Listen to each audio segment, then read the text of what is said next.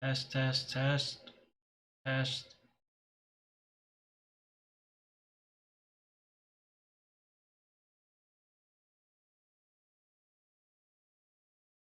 test.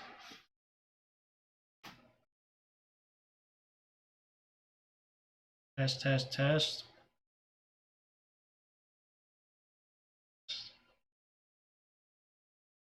Test.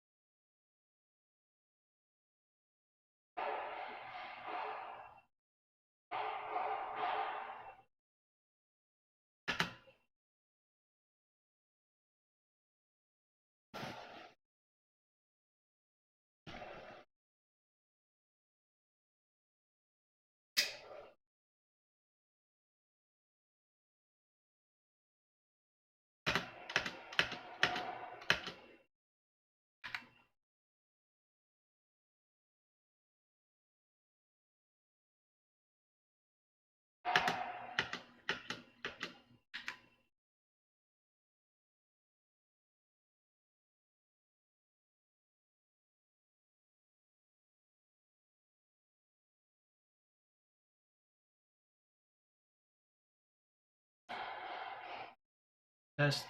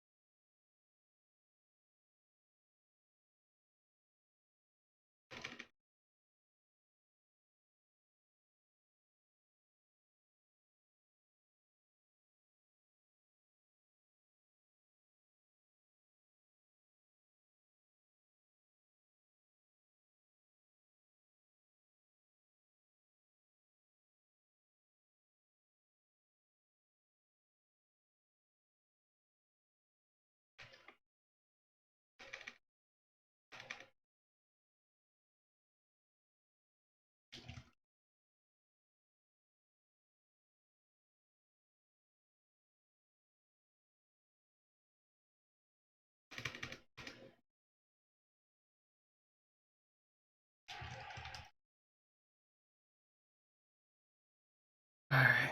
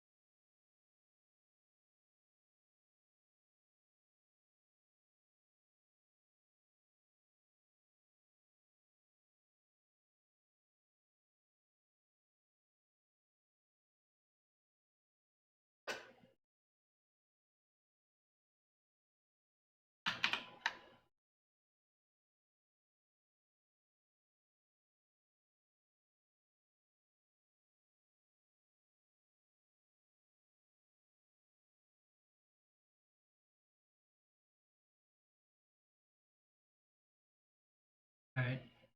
This is serious. The house is on fire, so act like it.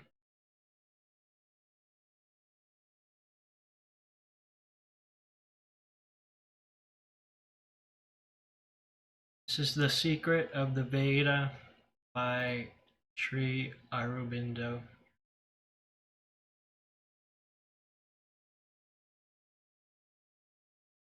Test, test, test,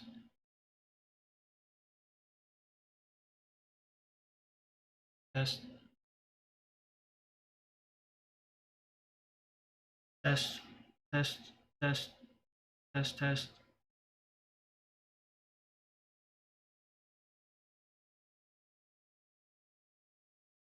Had awful audio problems lately, so sorry on that. The Rig Veda is one in all its parts. Whichever of its 10 mandalas we choose, we find the same substance, the same ideas, the same images, the same phrases. The rishis are the seers of a single truth and use in its expression a common language. They differ in temperament and personality. Some are inclined to move to a more rich, subtle, profound use of Vedic symbolism. Others give voice to their spiritual experience in a fairer and simpler diction, with less fertility of thought, richness of poetical image, or depth and fullness of suggestion. Often the songs of one seer vary in their manner, range from the utmost simplicity to the most curious richness, or there are risings and fallings in the same hymn. It proceeds from the most ordinary conversations of the general symbol of sacrifice to a movement of packed and complex thought. Some of the suktas are plain and almost modern in their language. Others baffle us by their semblance of antique obscurity.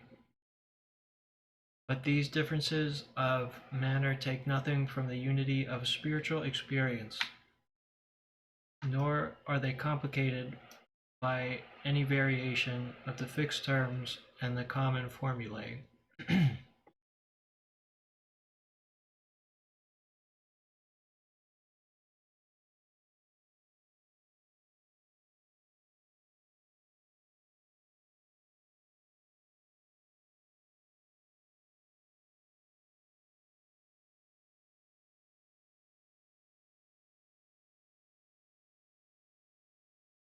In the deep and mystic style of the Grihatamas, chatya, as in the melodious lucidity of Medhati Ti Anwa,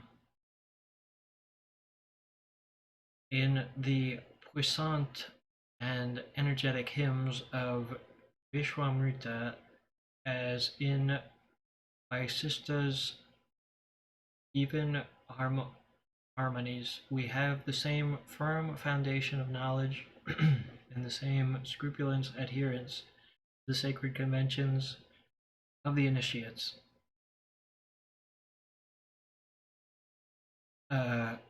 Aurobindo is like obsessed with this word.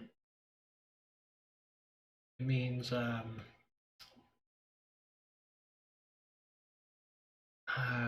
it's a French word. It's kind of like ecstatic. From the peculiarity of the Vedic compositions, it results that the method of interpretation which I have described can be equally well illustrated from a number of scattered suktas selected from 10 mandalas or from any small block of hymns by a single rishi. If my purpose were to establish beyond all possibility of objection the interpretation which I am now offering, a much more detailed and considerable work would be necessary. A critical scrutiny covering the whole of the 10 mandalas would be indispensable. To justify, for instance, the idea I attach to the Vedic term Ratam, the truth, or my explanation of the symbol of the cow of light, I should have to cite all passages of any importance in which the idea of truth or the image of the cow are introduced, and establish my thesis by an examination of their sense and context. It'd be a lot easier if I was using a xanthological system where I could just sync those up and have it all displayed on a. Oops, he didn't write that. Century. Or if I wish to prove that Indra in the Veda is really his psychological functions rather than the master of luminous mind typified by Dhyatus or heaven, with its three shining realms, Rochana, I should have to examine the similarity, the hymns addressed to Indra, and the passages in which there is a clear mention of the Vedic system of worlds. Nor could this be sufficient, so intertwined and interdependent are the notions of the Veda, without some scrutiny of the other gods and other important psychological terms connected with the idea of truth and of the mental illumination through which man arrives at it. I recognize the necessity of such a work of justification and hope to follow it out in the studies on the Vedic truth and on gods of the Veda and on Vedic symbols. But a labor of this scope would be beyond the range of the present work, which is confined merely to an illustration of my method and to a brief statement of the results of my theory. In order to illustrate the method, I propose to take the first 11 suktas, first mandala, the Rig Veda, and to show how some of the central ideas of psychological interpretation arise out of certain important passages or single hymns, and how the surrounding context of the passages and general thought of the hymns assume an entirely new appearance in the light of this profound thinking. The Sanhita of the Rig Veda, as we possess it, is arranged in 10 books or mandalas. A double principle is observed in the arrangement. 6 of the mandalas are given each to the hymns of a single rishi or family of rishis. Thus, the second is devoted chiefly to the suktas of the rishi Amada. Third and seventh similarly to the great names of Vishwamrita and Vaishishta, respectively. Fourth to Vamadev. The sixth to Bharadwaj. The fifth is occupied by the hymns of the house of Atri.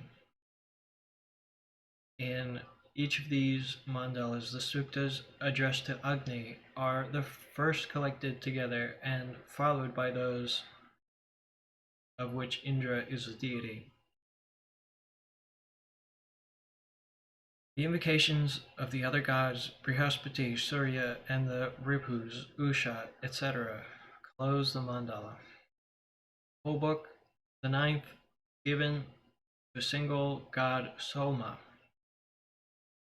The first, eighth, and 10th mandalas are collections of suktas by various rishis, but the hymns of each seer are ordinarily placed together in the order of their deities, Agni leading, Indra following, and the other gods succeeding. Thus, the first mandala opens with 10 hymns of the seer Maruch Chandas of Vishwamrita, and 11th ascribed to Jetri, son of Madhu Chanjas. You ever meet somebody with two successive CH sounds in their name? Madhuch Chandas. Madhuch Chandas. Son Jetri Vishwamrita. This last sukta, however, is identical in style, manner, and spirit with the 10th that precede it, and they can all be taken together as a single block of in intention and diction. A certain principle of thought development also has not been absent from the arrangement of these Vedic hymns. The opening mandala seems to have been so designed. The opening mandala seems to have been so designed that the general thought of the Veda in its various elements should gradually unroll itself under the cover of the established symbols by the voices of a certain number of rishis who amongst all high rank as who almost all rank high as thinkers and sacred singers, and are some of them among the most famous names of Vedic tradition. Nor can it be by accident that the 10th or closing mandala gives us, with an even greater miscellaneity of authors, the last developments of the thought of the Veda and some of the most modern in language of its suktas. It is here that we find the sacrifice of the Purusha and the great hymn of the creation. It is here also that modern scholars think they have discovered the first origins of the Vedantic philosophy, the Brahmavad. In any case, the hymns of the son and grandson of Vishwamrita, with which the Rig Veda opens, strike admirably the first essential notes of the Vedic harmony. The first hymn, addressed to Agni, suggests the central conception of the truth, which is confirmed in the second and third suktas involving Indra in company with other gods.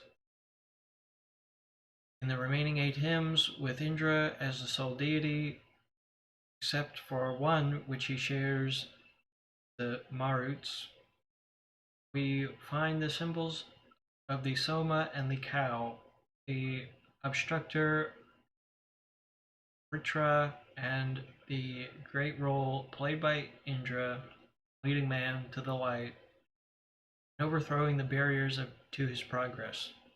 These hymns are therefore of crucial importance to the psychological interpretation of the Veda. Sri Aurobindo. We're covering this because he's an important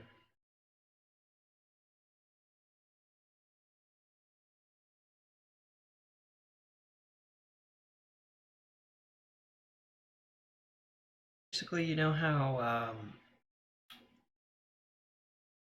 that St. Paul saw visions of Jesus 100 years after the supposed incarnation? Well, this guy, Sri Aurobindo, a lot of his works are like his prison writings, and he was jailed for his political beliefs. And in jail, something like 50 years after the passing of Swami Vivekananda, um, received a vision of him from him.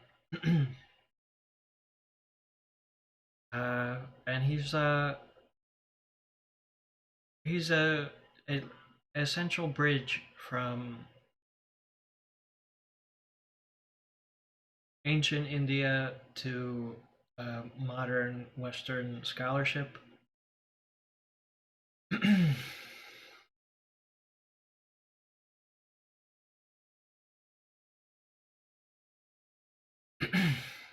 There are 4 verses in the hymn to Agni, the 5th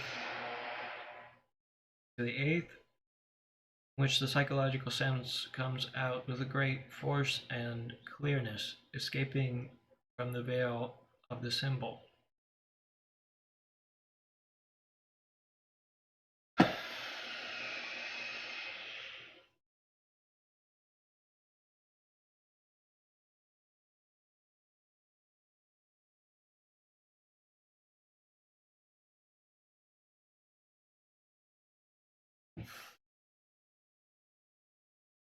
Now, I'm not going to pretend like I know Sanskrit meter.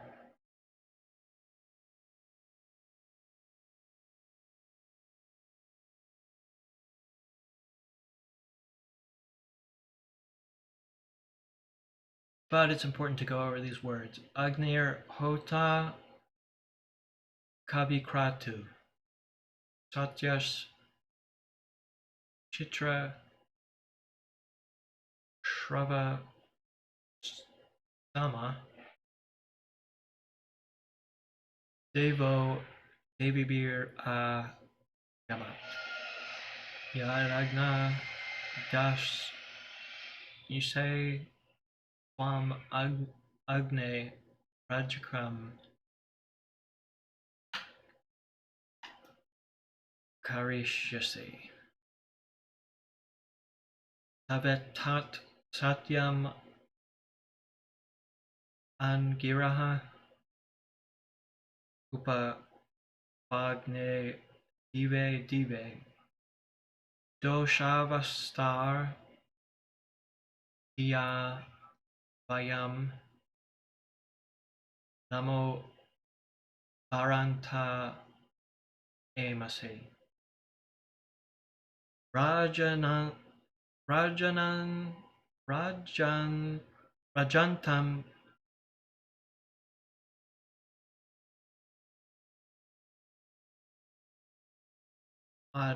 Advaranam Rajantam Advaranam Gopam Pratasya Di Divim. Bard Bardhaman Bard Anam Dame. Passage, we have a series of terms plainly bearing or obviously capable of a psychological sense and give their color to the context. Sayana, however, insists on a purely ritual interpretation, and it's interesting to see how he arrives at it in in the first place. In the first phrase, we have the word kavi, meaning a seer, and if we take pratu to mean the work of the sacrifice, we shall have the result Agni, the priest whose work or right is that of the seer. Agni Hota Kavikratu. A term which at once gives a symbolic character to the sacrifice and in itself sufficient to serve as the seed of a deeper understanding of the Veda. Agni, Kavi Kratu.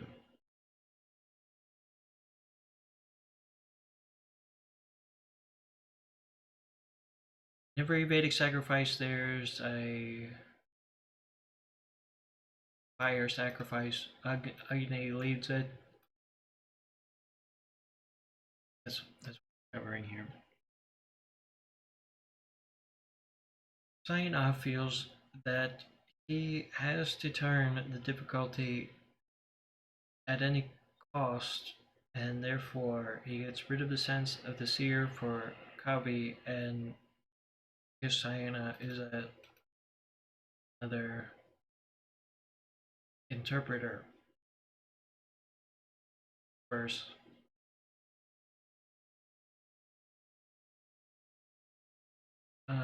And gives it another and unusual significance. He then explains that Agni is Satya, true, because he brings about the true fruit of the sacrifice. Shravas, Sayana, renders fame.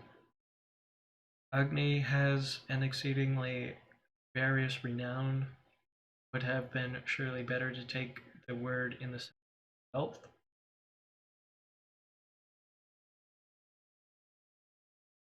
Travis,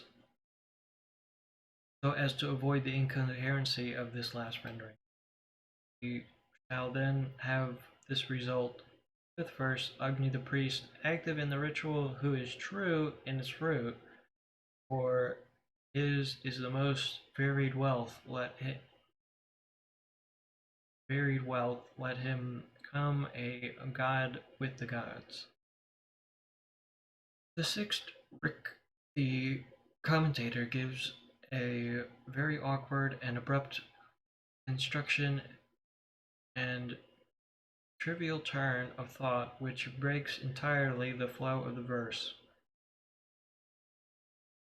That good in the shape of varied wealth, which thou shalt effect for the giver, thine is that. This true, O Angiras. That is to say, there can be no doubt with this fact, for if Agni does good to the giver by providing him with wealth, he in turn will perform fresh sacrifices to Agni, and thus the good of the sacrificer becomes the good of the god. Here again would be better to render the good that thou wilt do for the giver, that is the truth of thee, O Ras. For we thus get at one simpler sense and construction and an explanation of the epithet Satya, true, as applied to the god of the sacrificial fire. This is the truth of Agni, that to the giver of the sacrifice he surely gives good in return. The seventh verse offers no difficulty to ritualization except the curious phrase, we come here bearing the prostration. Aina explains that the bearing here means simply doing, and he renders to thee day by day, we by night, and by day come with the thought forming the prostration. Eighth verse, he takes rotasya,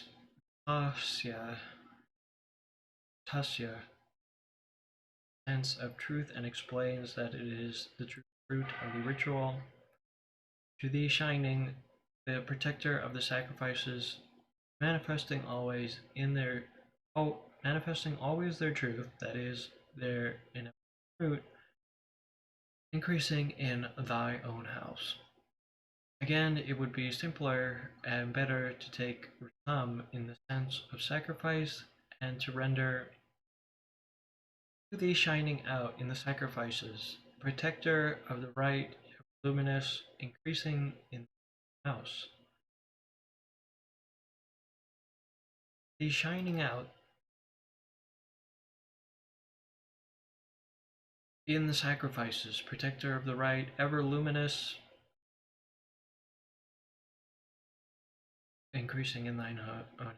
The own house of Agni, says the commentator, is the place of sacrifice, and this is indeed frequently called in Sanskrit the house of Agni. We see, therefore, that with a little managing, we can work out a purely ritual sense, quite empty of thought, even for a passage which, at first sight, offers a considerable wealth of psychological significance. Nevertheless, however ingeniously it is effected, flaws and cracks remain which betray the artificiality of the work. We have to throw overboard the plain sense of kavi, which adheres to it throughout the Veda, and foist in an unreal rendering. We have either to divorce. Shouts out! What's up, everybody? We have either to divorce the two words satya and ratam, which are closely associated in the Veda, or to give a forced sense to rata.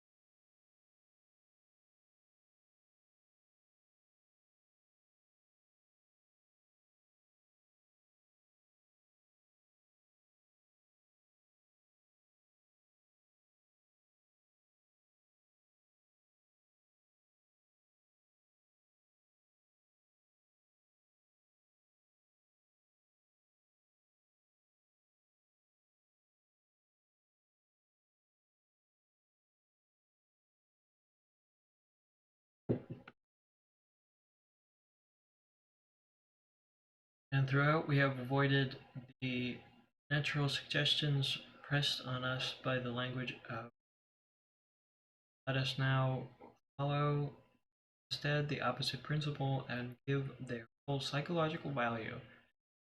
Words inspired. Kratu means in Sanskrit work or action, and especially work in the sense of the sacrifice, but also the power or strength, kratos, effective of action.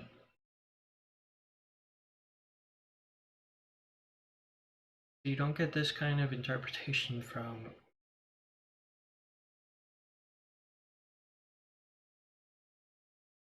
brown fellows from Bharata. He's steeped in both Western tradition.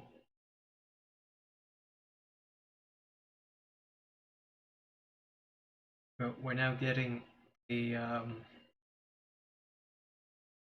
truth of the Vedas here. Psychologically, this power, effective of action, is the will. Psychologically, this power, kratos, effective of action is the will, the lema. The word may also mean mind or intellect, and sayana admits thought or knowledge as a possible sense for kratu. Shravas means literally hearing, and from this, primary significance is derived in its secondary sense, fame. But psychologically, the idea of hearing leads up in Sanskrit to another sense, which we find in Shravana, Shruti, Shruta, revealed knowledge. The knowledge which comes by inspiration.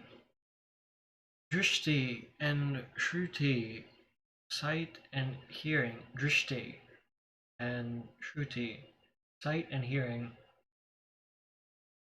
Revelation and inspiration are the two chief powers of the supramental faculty, which belongs to the old Vedic idea of the truth, the Ritam. The word Shravas is not recognized by the lexicographers in the sense, but it is accepted in the sense of a hymn, the inspired word of the Vedas. This indicates clearly that at one time it conveyed the idea of inspiration or of something inspired, whether word or knowledge. This significance, then, we are entitled to give it, provisionally at least, in the present passage, or the other sense of fame is entirely incoherent and meaningless in the context. Again, the word namas is also capable of a psychological sense. It means literally down. It's applied to the act of restoring submission to the deity rendered physically by the prostration of the body. O-R-Z, namas. When, therefore, the Rishi speaks of bearing obeisance to Agni by the thought, we can hardly doubt that gives to namas the psychological sense, inward prostration, act of submission or surrender to the deity. We get then this rendering of the four verses. May Agni, priest of the offering, whose will towards action is that of the seer, who is true, most rich in varied inspiration, come a god, the gods. The good that thou wilt create for the giver, that is the truth of thee, O Angras. Thee, day by day, O Agni, in the night and in the light, we are by the thought come bearing our submission to the who shinest out from the sacrifices, or who governest the sacrifice, guardian of the truth and illumination, increasing in thine own home. The defect of the translation is that we have had to employ one and the same word for satyam and ritam, whereas, as we see in the formula satyam ritam brahat, there was a distinction in the Vedic mind between the precise significances of the two words, and that is the wonderful thing about the Sanskrit language for describing philosophy, which English sucks at.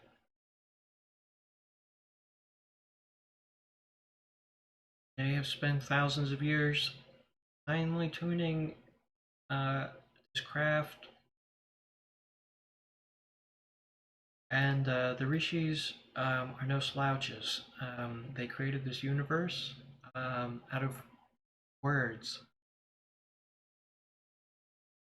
Um,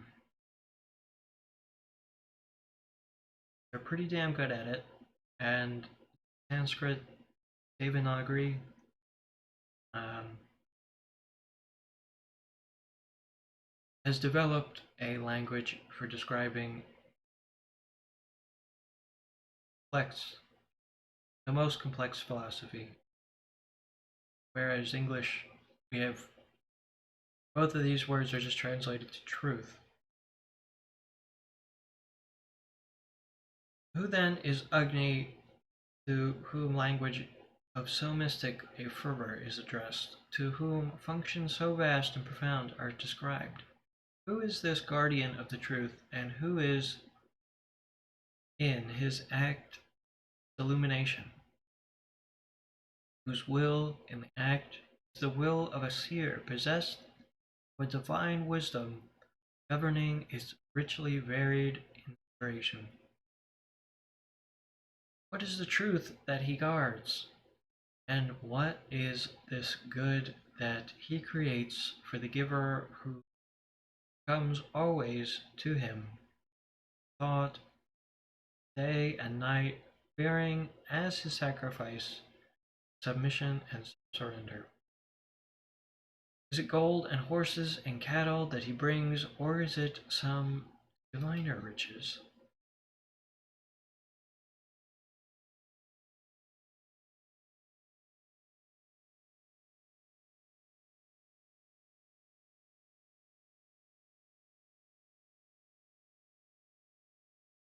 Is it not the sacrificial fire that is capable of these functions, nor can it be the material flame? It is not here. It is not the sacrificial that is capable of these functions, nor can it be material flame or principle of heat and light. Throughout, the symbol of the sacrificial fire is maintained.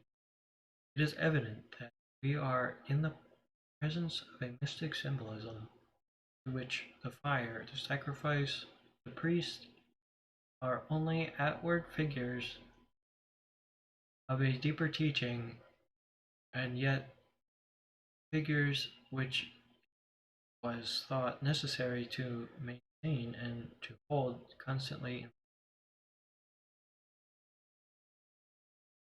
mystic symbolism, to which the fire, sacrifice, and priest are only outward figures of a deeper teaching, and yet figures which was thought necessary to maintain and hold constantly in front. In the early Vedantic teaching of the Upanishads, we come across a conception of the truth which is often expressed by formulas taken from the hymns of the Veda, such as the expression already quoted, Satyam Ritam Brihat, truth, the right, vast. This truth is spoken of in the Veda as a path leading to felicity, leading to immortality. In the Upanishads, also, it is by the path of the truth that the sage or seer, rishi or kavi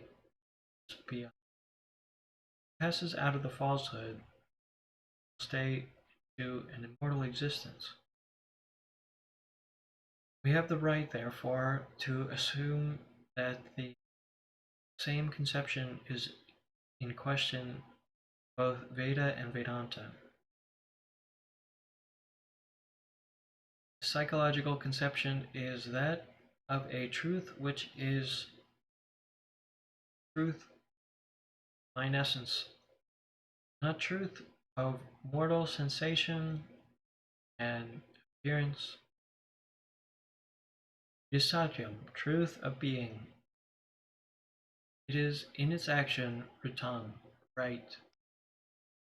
truth of divine being regulating right activity both of mind and body. It is Brihat, universal truth, proceeding direct and unformed out of the infinite. Consciousness that corresponds to it is also infinite, Brihat, large, as opposed to the consciousness of the sense mind, which is founded upon limitation.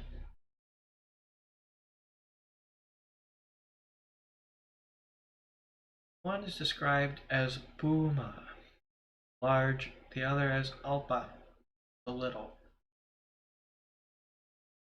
Another name for the supramental or truth consciousness is Mahas, which also means the great, vast. And as for the facts of sensation and appearance, which are full falsehoods, anratam, not truth, or wrong application of the satyam, mental and bodily activity, we have for instruments the senses, the sense mind, manas, and the intellect working upon their evidence. So, for the truth consciousness, there are corresponding faculties: drishti, shruti, viveka, direct vision of the truth, the direct hearing of its word, direct discrimination of the right. Whoever is in possession of this truth consciousness or open to the action of these faculties is the rishi or sage, the rishi or kavi, sage or seer.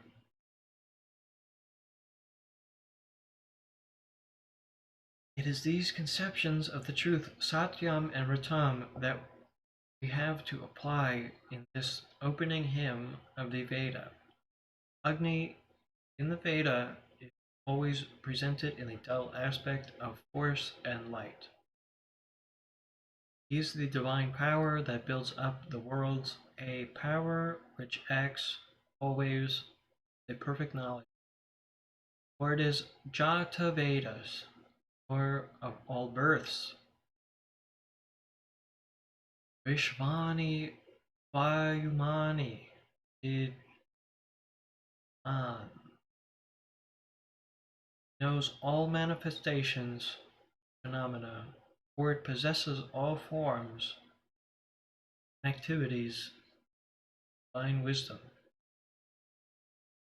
Moreover, it is repeatedly said that the gods have established Agni as immortal immortals. But the divine power in man, the energy of fulfillment through which do their work in him, this work, which is symbolized by the sacrifice. Psychologically, then, we may take Agni to be a divine will, perfectly inspired by divine wisdom, indeed one with it, which is active or effective power of the consciousness.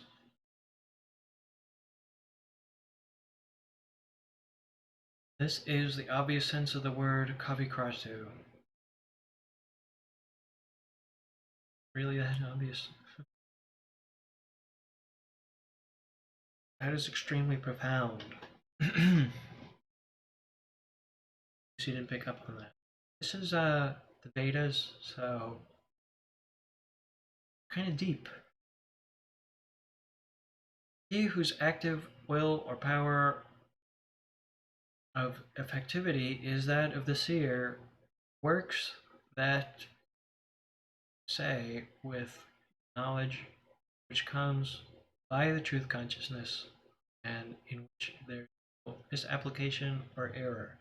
The epithets that follow confirm this interpretation. Agni is Satya, true in his being, perfect possession of his own truth, and central truth of things. The power to apply it perfectly in all act and movement of force. He is both the Satyam and the Ritam. Moreover, he is the Chitrashpavasma. From the Ritam there proceeds a fullness of richly luminous and varied inspirations which give the capacity for doing the perfect work. For all these are epithets of Agni as the Hotir, Agnihotra Hotir, the priest of the sacrifice, he who performs the offering. Therefore, it is the power of Agni to apply the truth in the work, karma, or apas,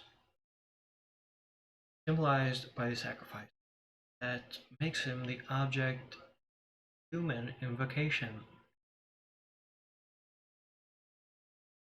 The importance of the sacrificial rite, outward ritual, corresponds to the importance of the inward force of unified light and power, inward ray, by which there is communication and interchange between mortal and Agni is elsewhere frequently described as the envoy, Duta, the medium of that which communication of medium of that communication and interchange. He's a Duta. Um, just very quickly, how do Brahmins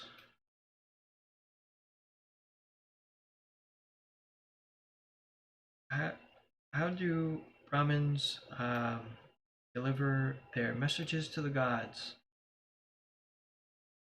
Anybody? Anybody want to take a guess? How do Brahmins deliver their messages to the gods? The answer is ghee mail. They use ghee mail.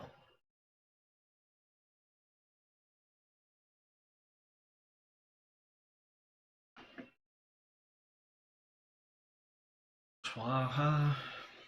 We see then, but in what capacity Agni is called to the sacrifice. Let him come, a god with the gods. The emphasis given to the idea of divinity by this repetition, Devo Devibhir, Devo Devibhir, Devo Devibhir, becomes intelligible when all the standing description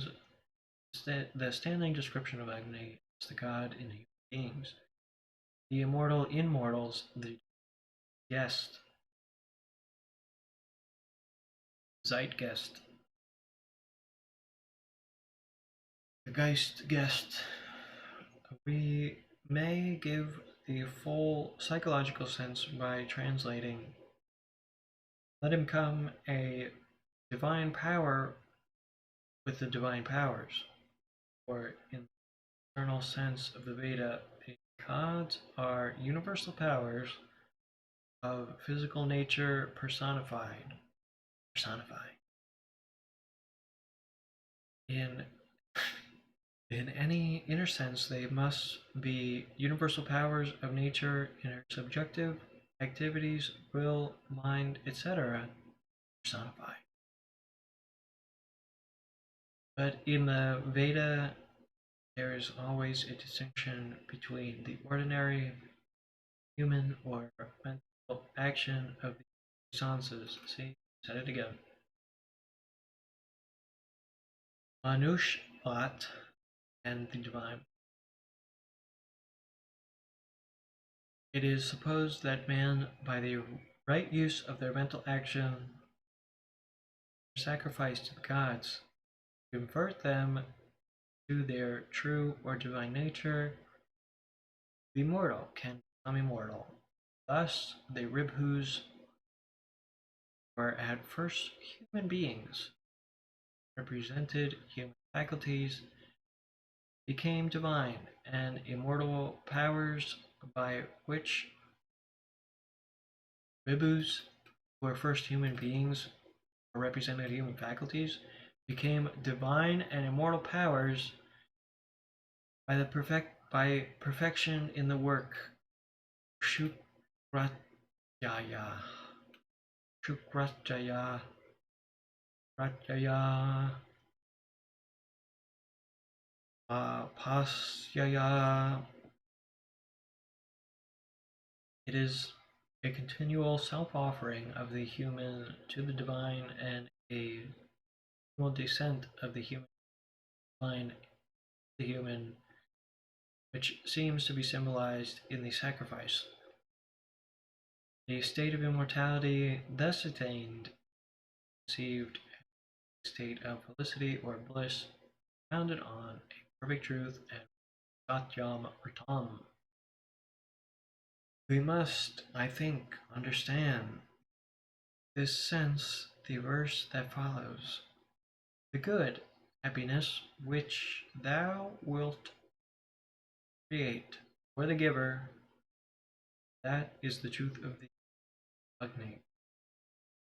In other words, the essence of this truth, which is the which is the nature of Agni, is freedom from evil, state of perfect good and happiness, which the Ritam carries in itself, which is to be created mortal, and he offers the sacrifice by the action of Agni as the divine priest. Bhadram means anything good, auspicious, happy, and by itself need not carry any deep significance, but we find in the Veda used, like Ritam, a special sense. Bhadram. It is described in the opposite of the evil dream. Apana. Ush. Up. Papanyam. It's a douche.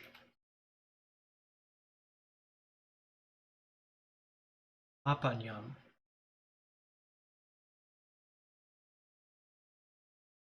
False consciousness of that which is not the truth, and of Duritam, Duritam, Duritar,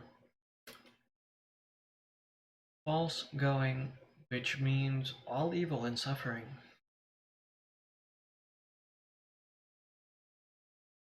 Bhadram is therefore equivalent to Suvitam, right going, which means all good and felicity belonging to the state of truth and the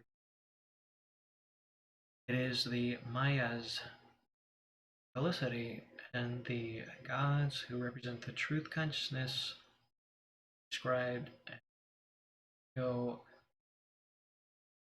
Bhuva.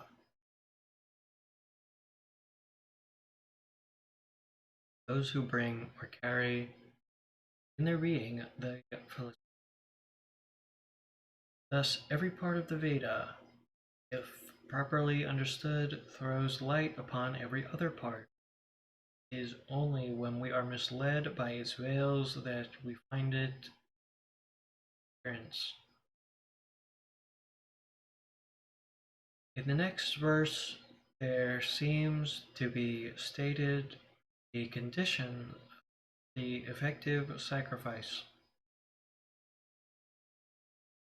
It is the continual resort day by day in night and in the light of the thought in human being with submission, adoration, self-surrender, divine will, and wisdom.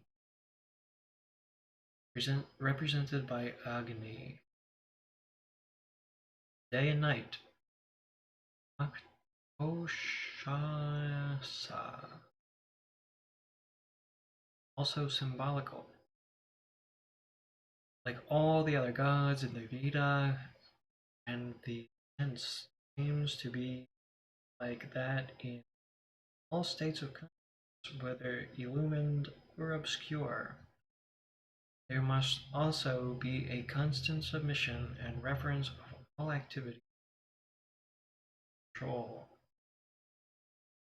Or whether by day or night Agni shines out in the sacrifices, he is the guardian of the truth, the Ritam in man, and defends it from the powers of the darkness. He is its constant illumination, burning up even in obscure and besieged states of mind. Ideas thus briefly indicated in where to the eighth verse are constantly found throughout the hymns in the Rig Veda. Agni is finally described as increasing in his own home and no longer be satisfied with the explanation of the own home of Agni as the fire room of the householder. We must seek in the Veda itself for another interpretation, which is 71st hymn of the mandala.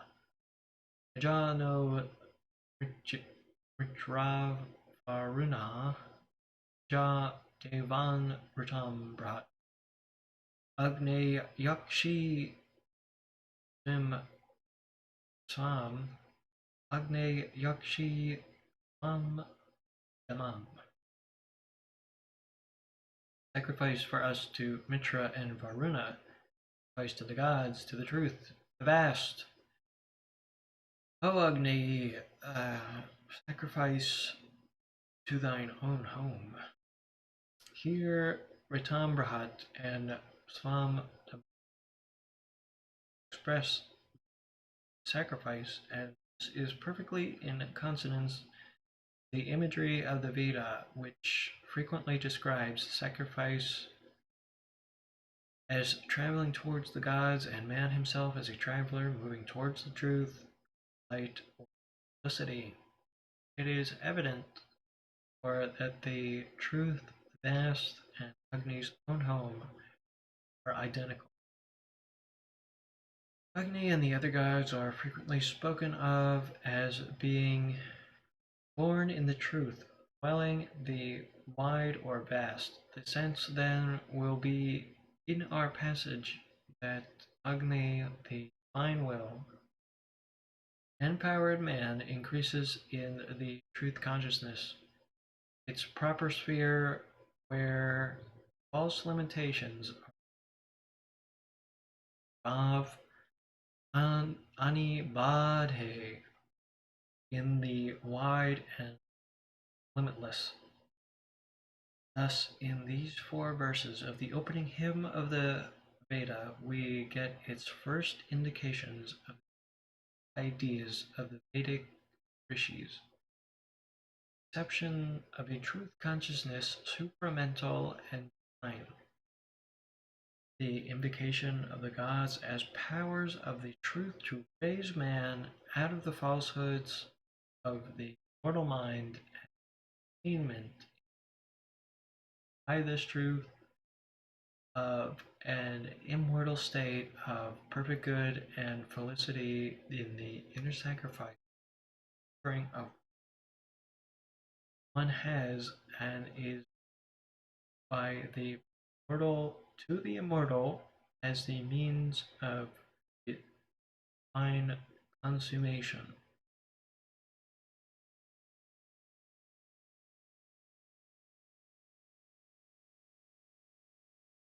Sentence. The conception of a truth consciousness, supramental and divine. Supramental and divine. The invocation of the gods as powers of the truth raise man out of the falsehoods of the mortal mind. An attainment in And by this truth of an immortal state of perfect good and felicity and inner sacrifice and offering of what one has is by the mortal to the immortal as a means of nation. All the rest of the Vedic thought is all the rest of Vedic thought in its spiritual aspects is grouped around these central conceptions. Here it is, folks.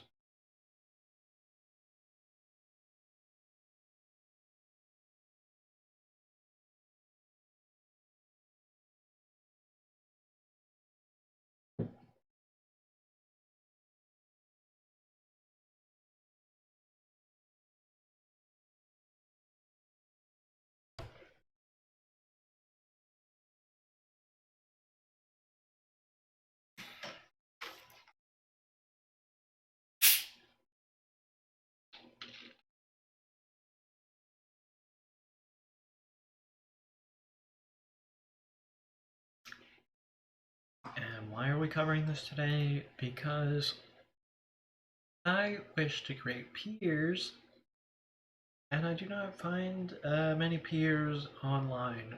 So,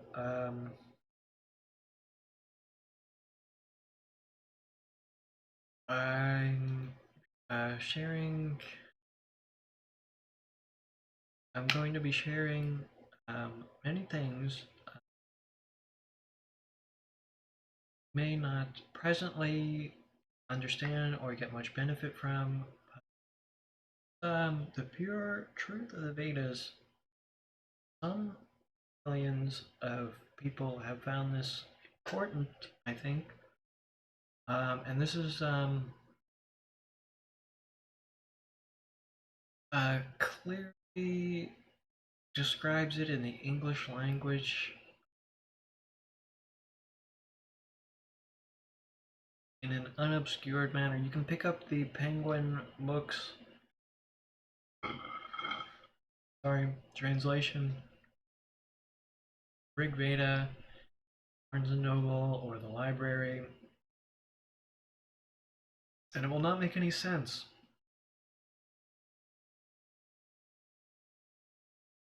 But fortunately, this fellow, Sri Aurobindo, is a great source of learning.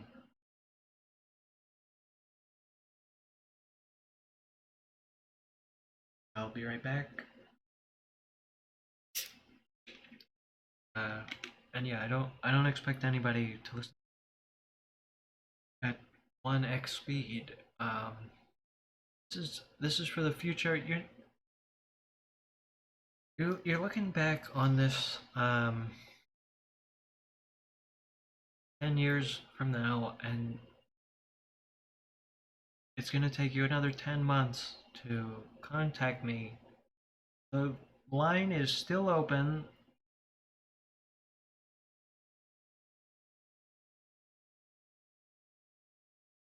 We're working in reverse here with time control.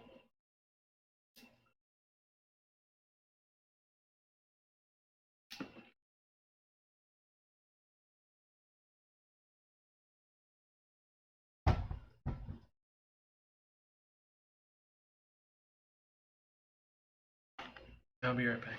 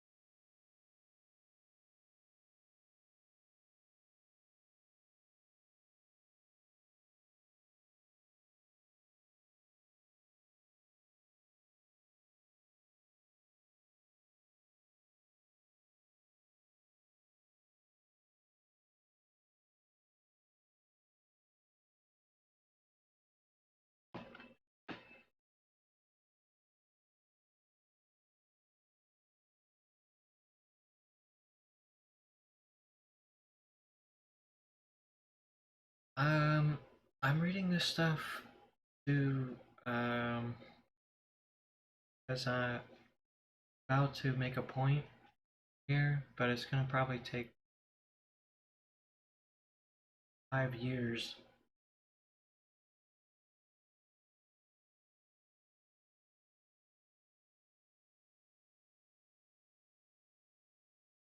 At that point. Um,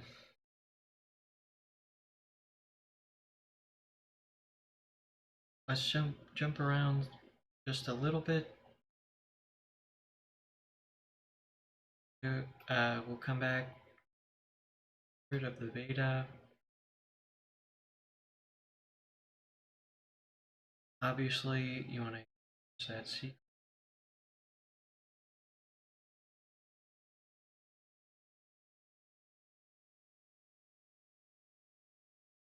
Here's Sri Aurobindo. This is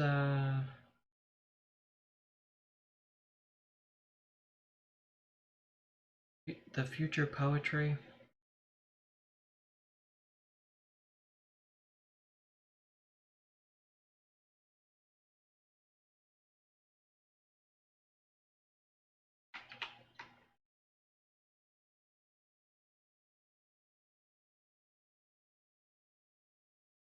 Just to show you, he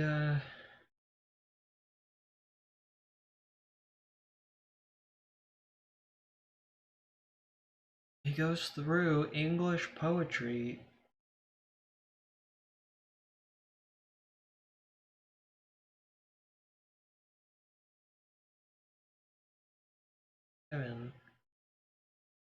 Seven chapters.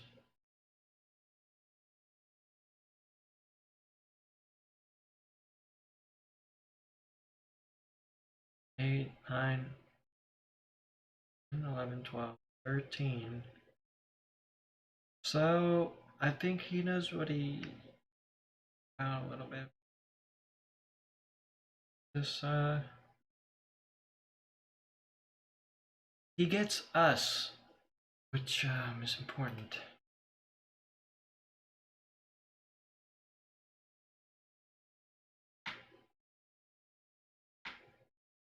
Have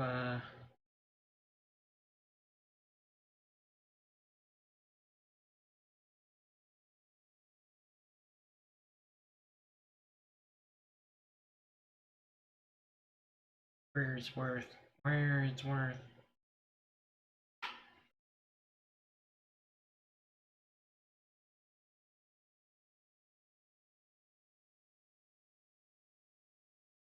Uh,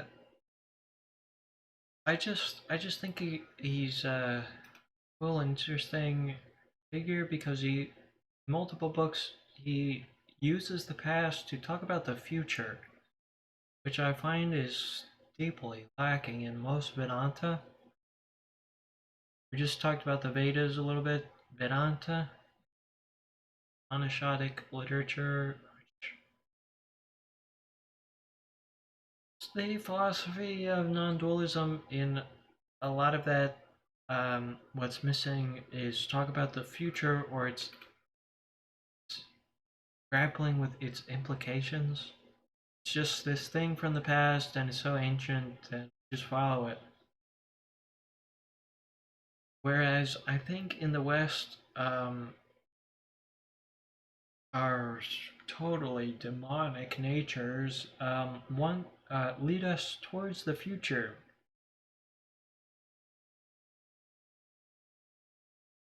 So that's what we want to do, and we basically like manifest stuff, evolve, where our main interest is not the, I guess, oriental pursuit of going back to the source. We're looking for bringing the source out into the world, outsourcing, right? We love that in America.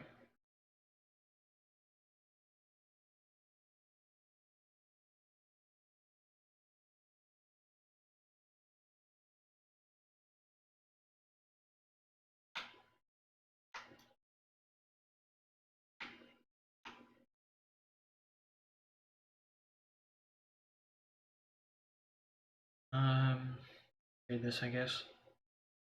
Ideal spirit of poetry. To attempt to presage the future turn or development of mind or life, any of its fields must always be a hazardous venture, for life and mind are not like physical nature. The run processes of physical nature run in precise mechanical grooves, but are more mobile and clear powers.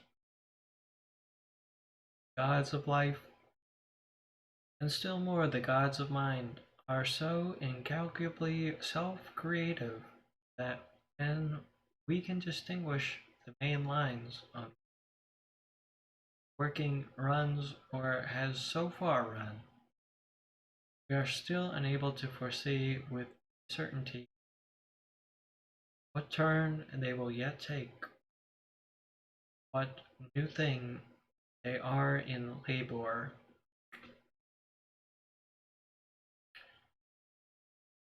It is therefore impossible to predict what the poetry of the future will actually be like. Alright, well, let's close this.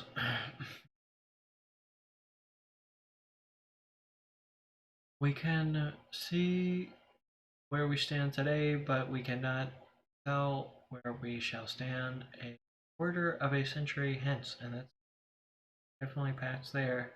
What do you think poetry's at?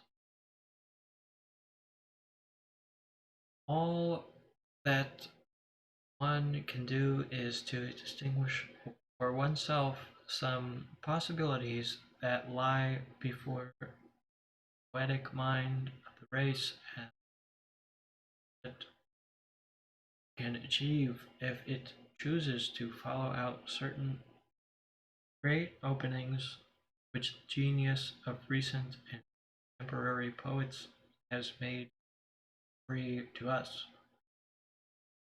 But what path it will actually choose to tread or what new heights attempt waits still for its own yet unfolding vision. What would be the ideal spirit of poetry in an age of the increasingly intuitive mind? That is the question which arises from all that has gone before and to which we may attempt some kind of answer. I, I have spoken in the beginning of the mantra as the highest and intensest revealing form of Vedic thought and expression. What the Vedic poets meant by the mantra was an inspired and revealed seeing and visioned thinking, attended by a realization. Use ponderous but necessary modern word of the inmost truth of God and self and man and nature and cosmic life and thing and thought and experience and it was a thinking that came on the wings of a great soul rhythm. Undas. Seeing could not be separated from hearing, act, nor could the living of the truth of sensation be separated from either. For the presence of it in the soul and its possession of the mind must precede or accompany or human channel that expression of inner sight which takes the shape of this word. The mantra is born through the heart and shaped or masked by the thinking mind. Chariot, Godhead, eternal, of whom the truth seen is a face or a form. In the mind too of the fit outward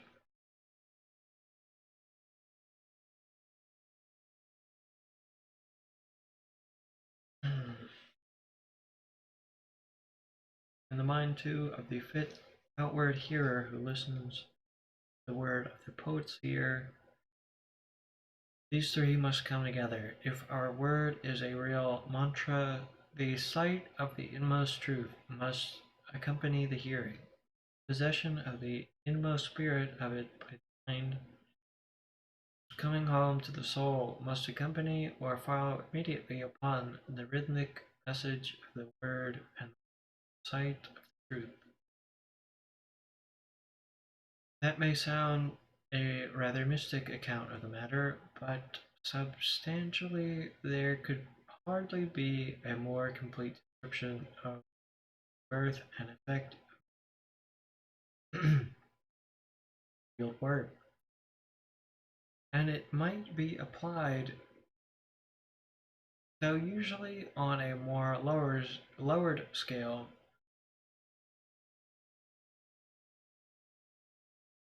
than was intended by the Vedic rishis, to all the highest outbursts of a really great poetry.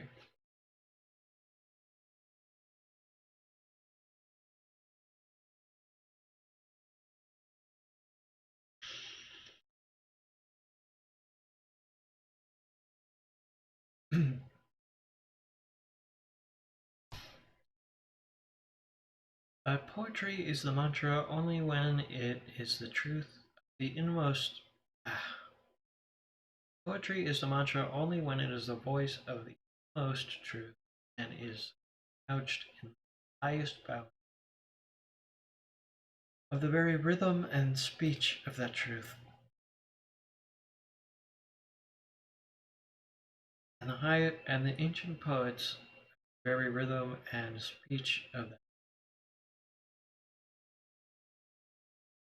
And the ancient poets of the Veda and Upanishads claimed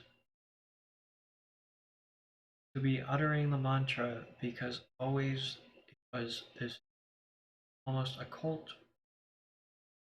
which they strove to see and hear and speak,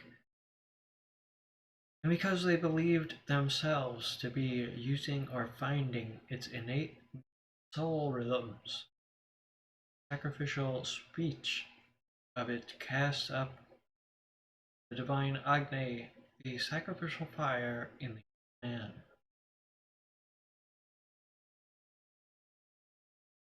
The mantra, in other words, is a direct and most heightened and intense, most divinely burdened rhythmic word which embodies an intuitive and revelatory inspiration, fills the mind with the sight and the presence of the very self, the most reality of things.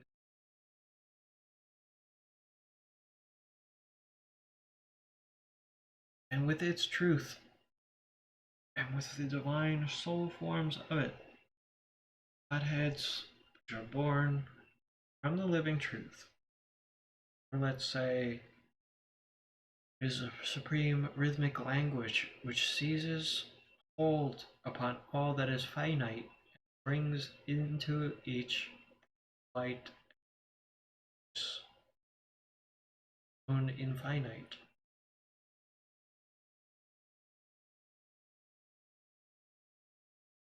This is a theory of poetry, a view of the rhythmic and creative self-expression which we give that name, which is very different from the other hold.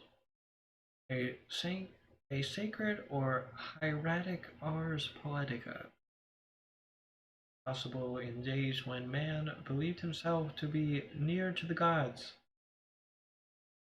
and felt their presence in his bosom, could think he heard some accents of mind and eternal wisdom, form heights mind.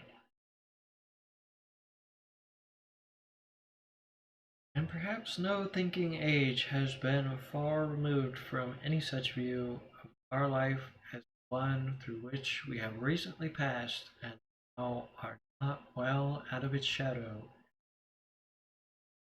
Age of materialism, the age of positive outward matter of fact and of scientific and utilitarian reason. And yet, curiously enough, or naturally, since in the economy of nature, opposite creates itself out of opposite, not only like from like, it is to some far off light, at least of the view of ourselves at our greatest. Such ideas, for a concretized expression, seem to be returning.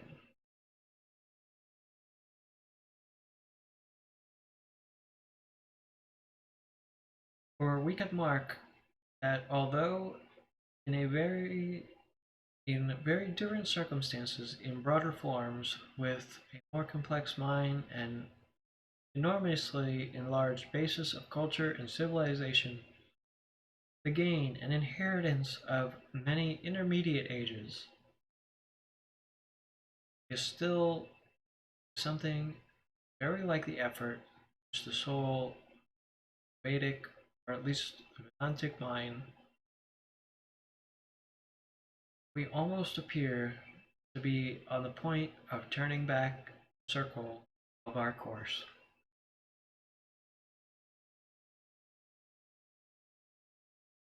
Now that we have seen minutely what is the material reality of the world in which we live, have some knowledge of the vital reality of the force from which we spring, we are at last beginning to seek again for the spiritual reality of that which we and all things secretly are.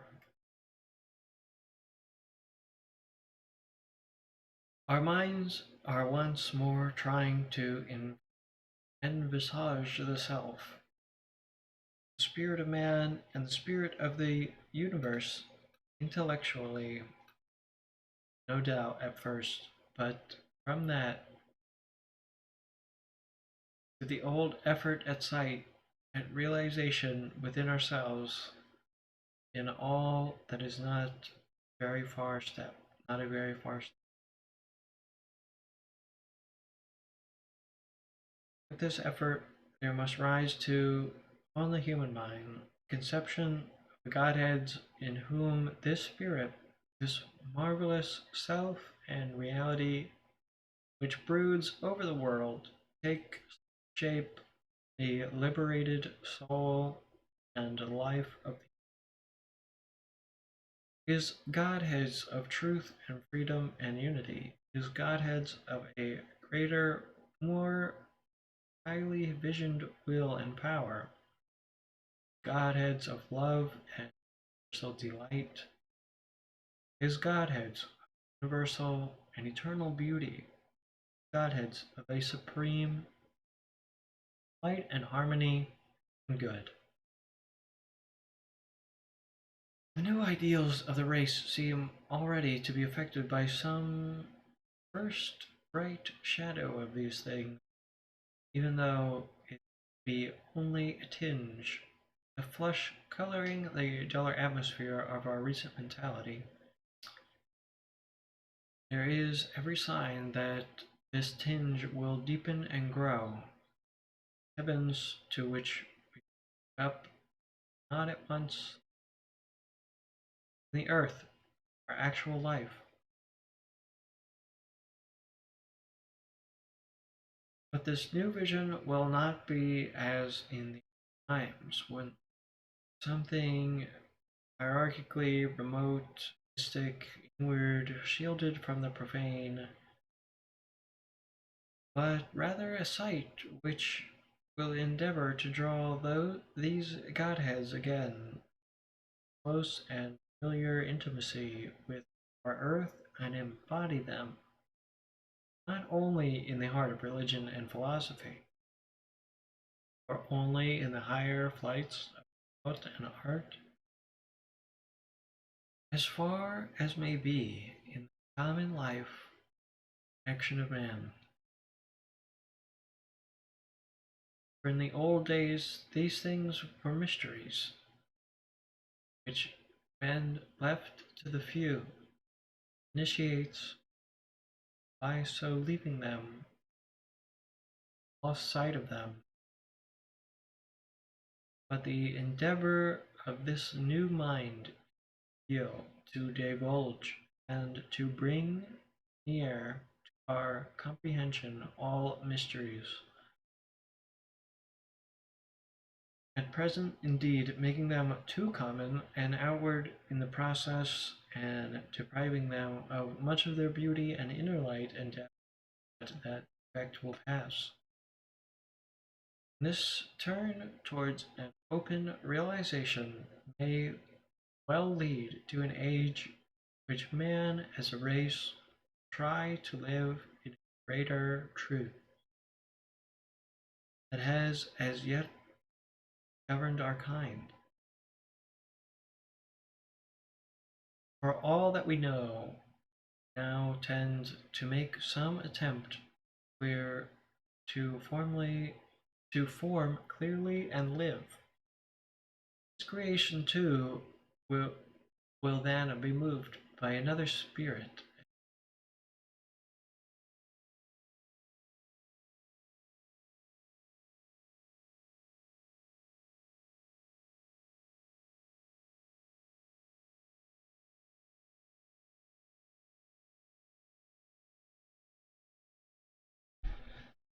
And if this takes place, or even if there are some strong mental movement towards it, poetry may recover something of an old sacred prestige.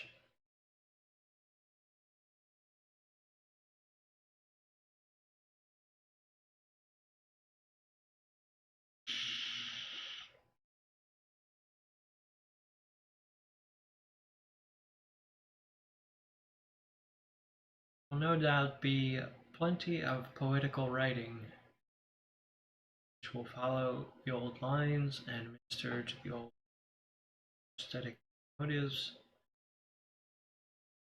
And it is as well that it should be so. For the business of poetry is to express the soul's man to himself, to embody the world, whatever power of beauty he sees.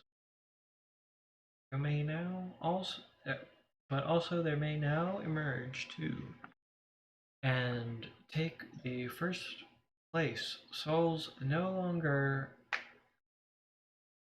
uh, the highest flame.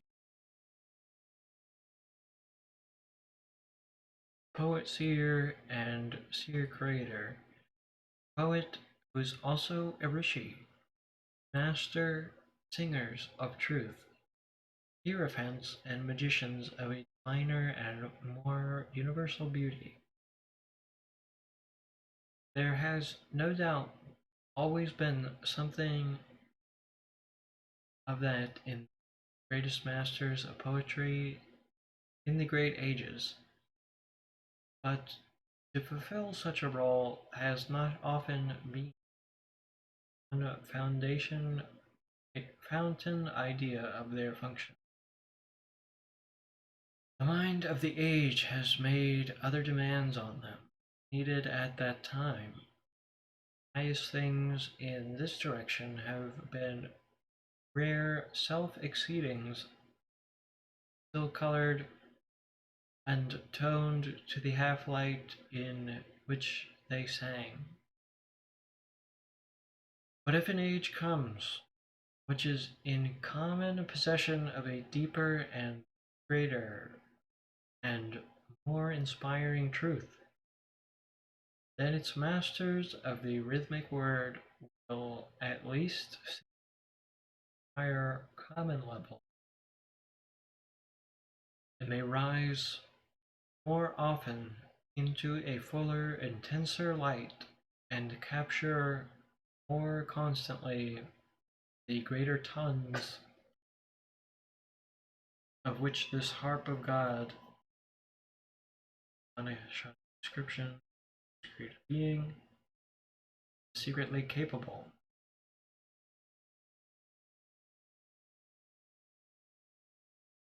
The greater era of man's living seems to be in promise. Ever nearer and earthier powers may be striving to lead him on a side path away from less exalted ideal.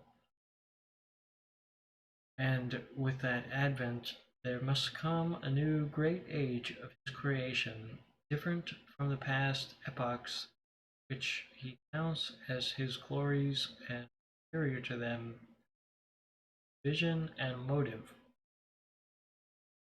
But first, there must intervene a poetry which will lead him towards it from the present faint beginnings. It will be aided by new views in philosophy, a changed and extended spirit in science, and new revelations in other arts, in music, painting, architecture, sculpture, as well as new ideals in the life and powers of reviving, but no longer limited or, ob, or no longer limited or obscurantist religion. New powers of a revealing, but no longer religion. A glint of this change is already visible, and in poetry there is already the commencement of such a greater leading, conscious effort of bitumen. The tone of Carpenter, the significance of the poetry of A.E., rapid, immediate fame of Tagore, first signs. The idea of a poet who is also the rishi made has made again its appearance. Only a wider spreading of the thought and mentality in which that idea can live, and the growth of an accomplished art of poetry in which it can take body are needed to give the force of permanence to what is now only an just emerging power. Mankind, satiated with the levels, is turning its face once more towards the heights and the voices that will lead us thither. Long shall be of voices. The great poet interprets to man his present, or reinterprets for him his past, but can also point him to his future. In all three, reveal to him the face eternal. An intuitive, revealing poetry of the kind which we have in view would voice a supreme harmony, five eternal powers: truth, beauty, delight, life, and spirit. These are indeed the five greater ideal lamps, rather the five sons of God, and towards three of them the higher mind of grace is directions turning its and desire with a new kind of insistence. intellectual side or recent progress has in fact been for a long time a constant, arduous pursuit of truth in certain of its. But now the limited truth of yesterday can no longer satisfy or bind us. Much has been known and discovered of a kind which had not been found or had only been glimpsed before, but the utmost of that much appears now very little compared, infinitely more which was left aside, ignored, which now invites our search. The description which the old Vedic poet once gave, the seeking of the divine truth, applies vividly to the mind of our age. It climbs from height to height. It becomes clear to his view all the much that is yet to be done.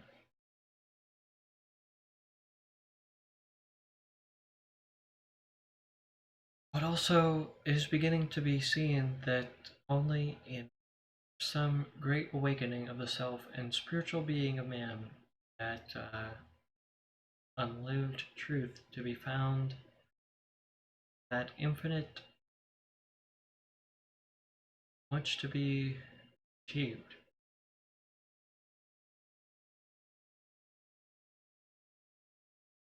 Then the fullness of a greater knowledge for man living on earth unfold itself and get rid of its coverings again on its deeper mind and soul.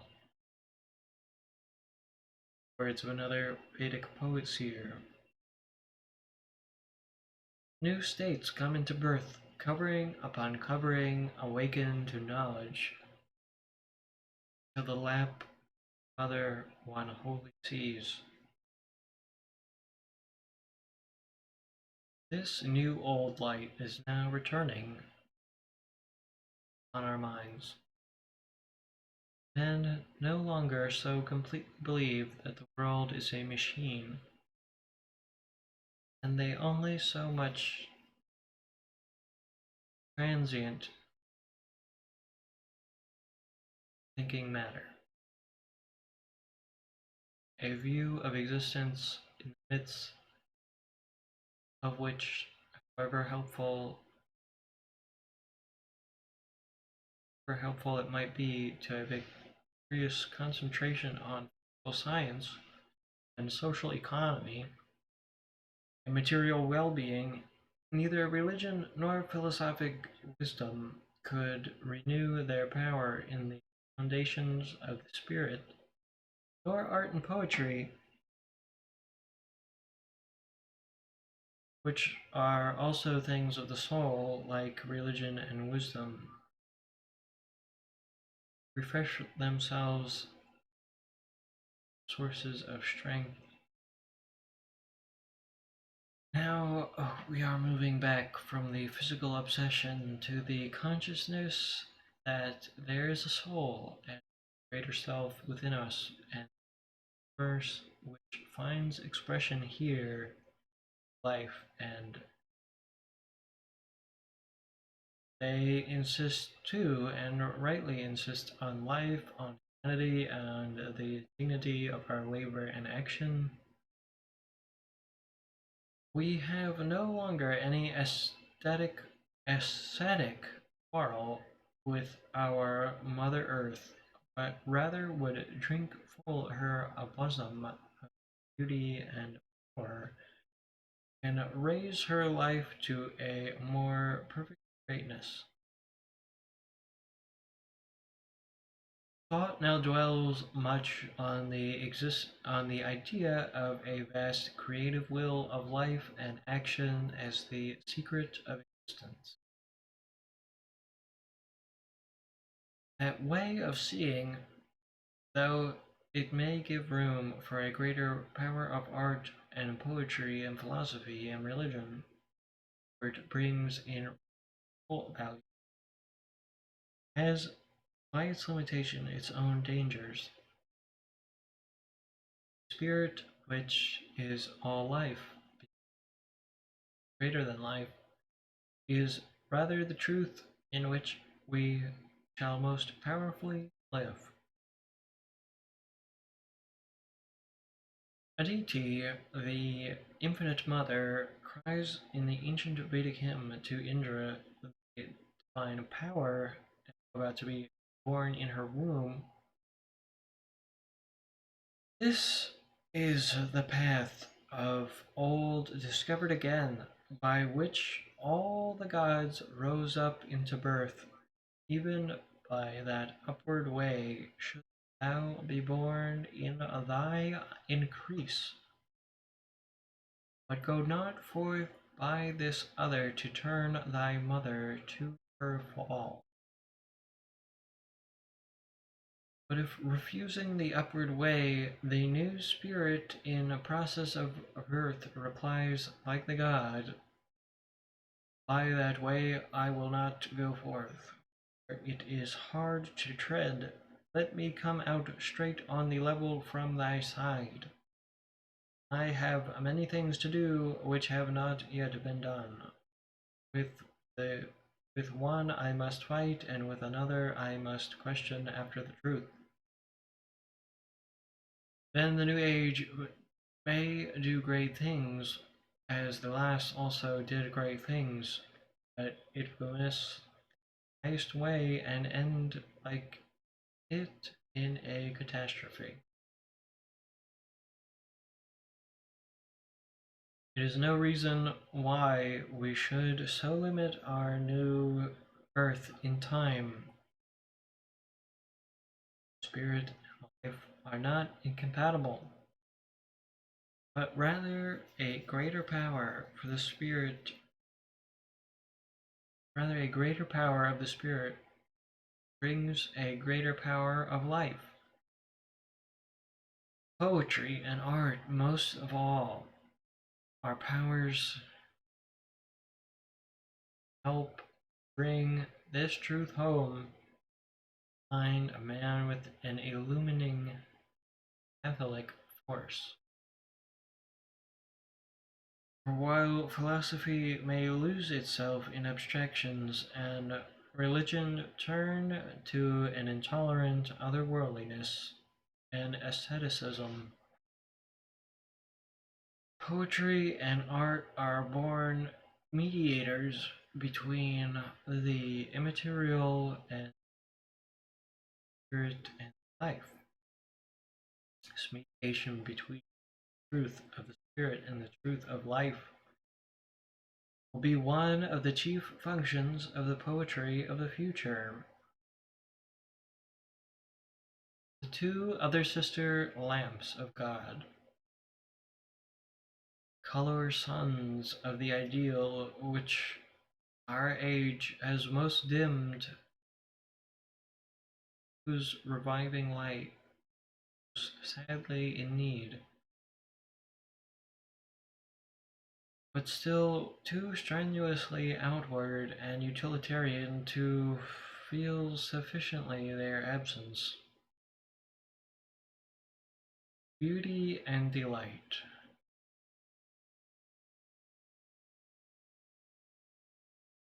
are also things spiritual, and they bring out the very heart, sweetness, and color and flame of the other three. Truth and life have not their perfection until they are suffused and filled with complete the completing power of delight, and with the fine power of beauty become one at their heights with this perfecting hue and this secret essence of themselves.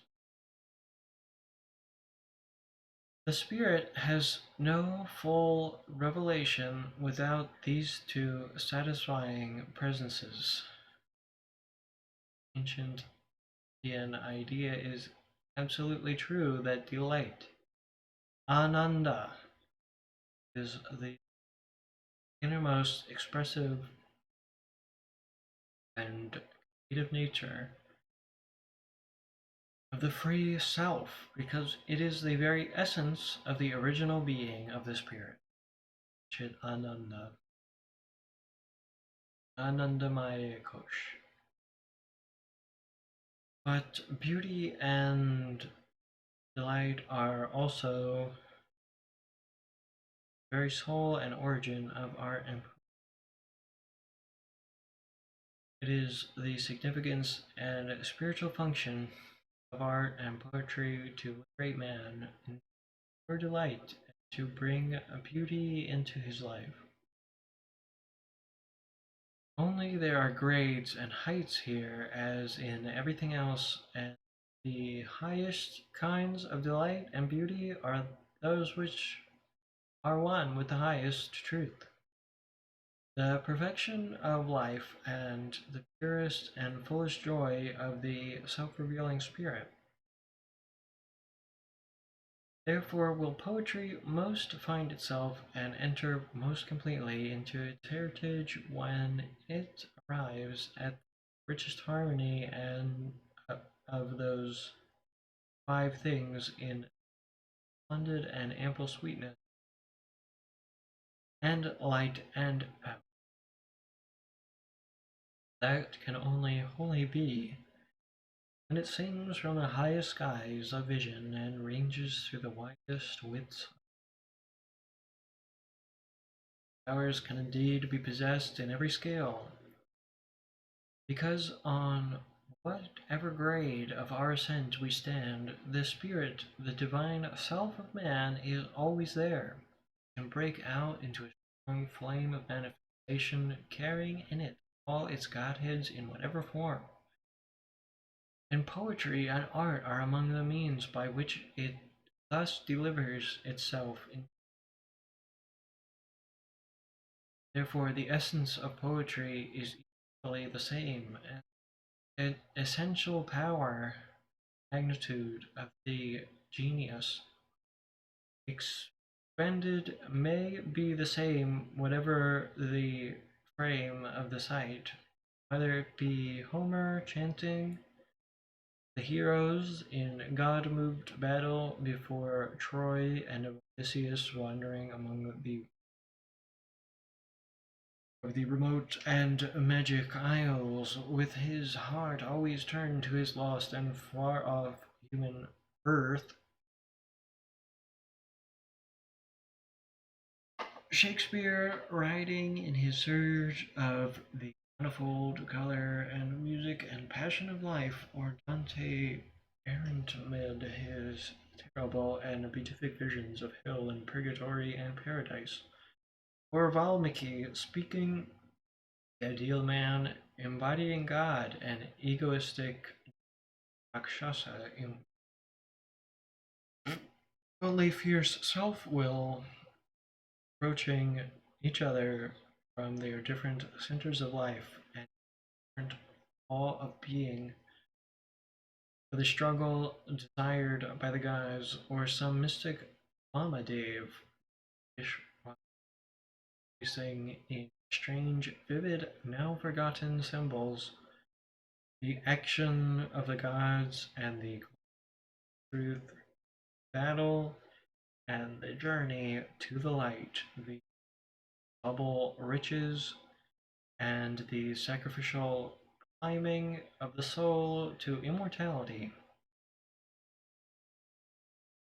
For whether it is or whether it be inspired imagination fixed on earth, or the soul of life, or reason, or high intuitive spiritual vision which gives form, the genius of the great poet will seize on some great some truth of being, some breath of life, some power of the spirit, and bring it out with a certain supreme force, with our delight and joy. For for his and our delight. But nevertheless, the poetry which can keep the amplitude of its breadth and nearness of its touch, yet see all things from a higher height, will the rest be give more and will more fully satisfy the whole of what we are, and therefore the whole of what we demand from the fleet of all the arts. And most subtle of all our means of aesthetic self-expression. Poetry of the future, if it fulfills in amplitude the promise now only there in rich hint, will kindle these 5 lamps of our being, but raise them up on a high light them a broader country, many countries indeed, now hidden from our view, will make them not any longer lamps, but uh, not make them any longer lamps in some limited temple of beauty, but suns in the heaven of our highest mind and illuminative of our widest as well as our inmost light. Will be a poetry of a new largest vision of himself and nature and God and all things, which is offering itself to man of its possible realization in a nobler and a more divine manhood. And it will not sing of them only with the power of the imaginative intelligence, the exalted and ecstatic sense, moved joy and passion of life. Will rise to look at them from an intenser light, body them in a revealing force of war. It will be first and most a poetry of pure reason, of senses, intuitive delight in us, getting from this enhanced source of inspiration more southern poetic enthusiasm and ecstasy, and then it may even be rise towards a still greater power of revelation nearer to the direct vision word, the overmind from which all creative inspiration comes. Poetry of this kind need not be at all something high and remote or beautifully and delicately intangible, or not all that alone. Will make too the highest things near, close and visible. Will sing greatly and beautifully of all that has been sung. All that we are from outward body,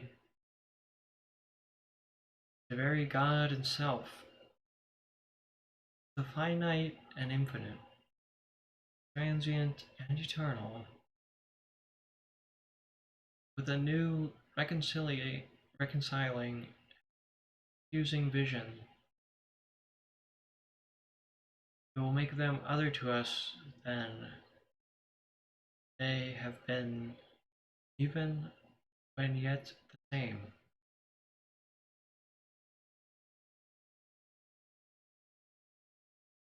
It wings to the heights,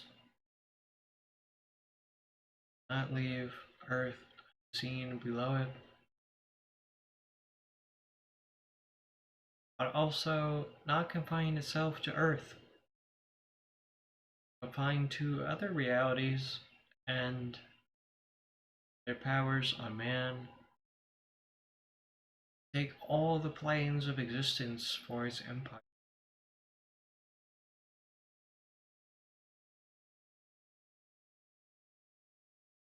It will take up, transform the secrets of the older poets and find new, undiscovered secrets. Transfigure the old rhythms by the insistence of that the voice of its deeper, subtler spirit, and create new characteristic harmonies. Reveal other greater powers and spirits of language.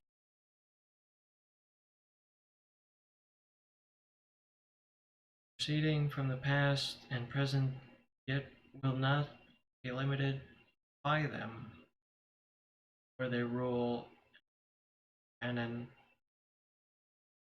but compass its own altered, perfected art of poetry.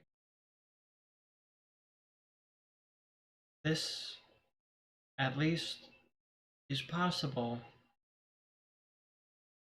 is its possible ideal endeavor. Then the attempt itself be a rejuvenating elixir, asayana. Put the poetic spirit once more in the shining front, towers, guides of the ever-progressing soul of humanity.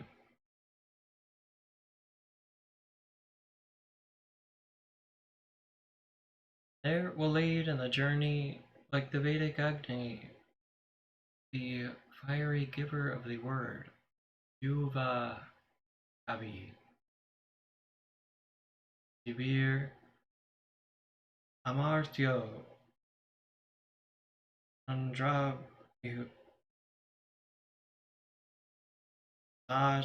Utachid Ritava, the youth, dear, beloved, and immortal guest,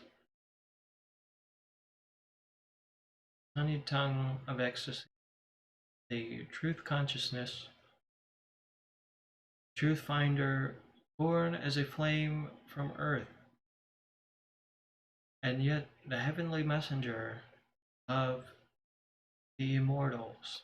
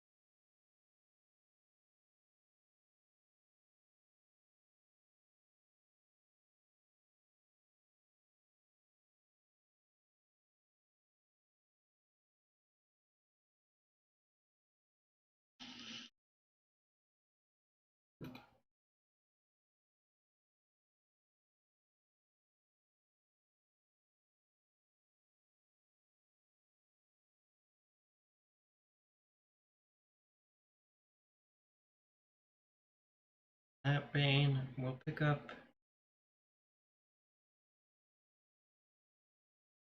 the Future Histories series.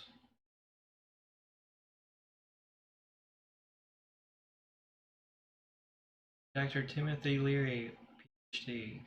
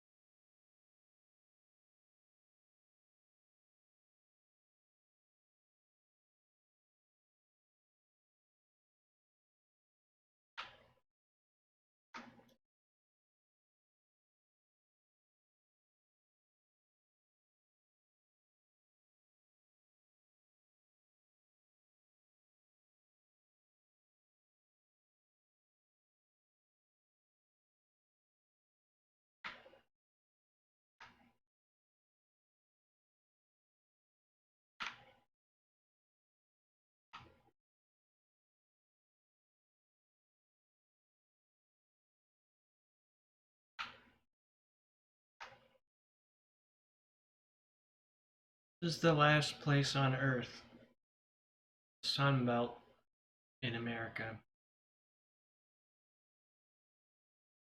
Where you are is when you are. And things are going this way in this area, right?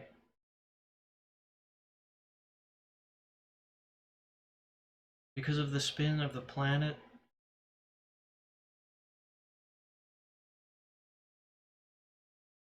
See, we don't need philosophy anymore because there's information.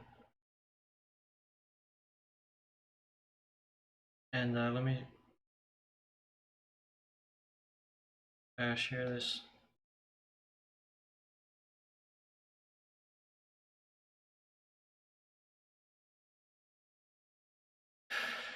Some information for you.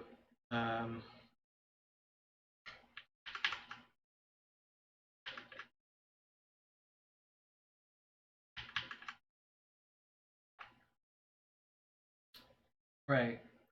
This is going to explain all the wars that are going on right now. Why specifically it is the West Bank is under attack by the East.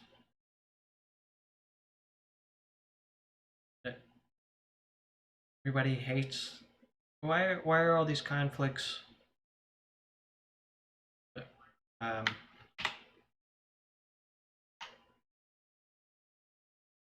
the neurogeography of terrestrial politics.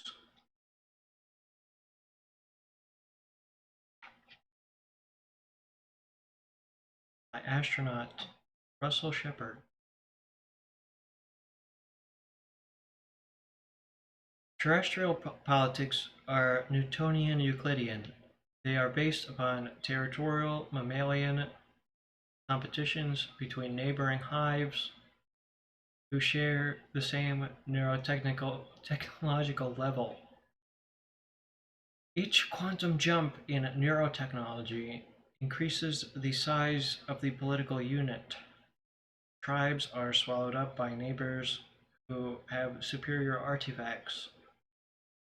Higher technology nations set up territorial boundary tensions of greater extension. China and Russia confront each other along a 3,000-mile border with the same nervous, bluffing robot postures of 4-foot mammals protecting turf.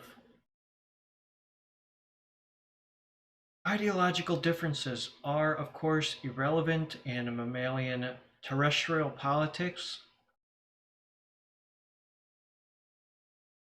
The enmity is instinct robotic.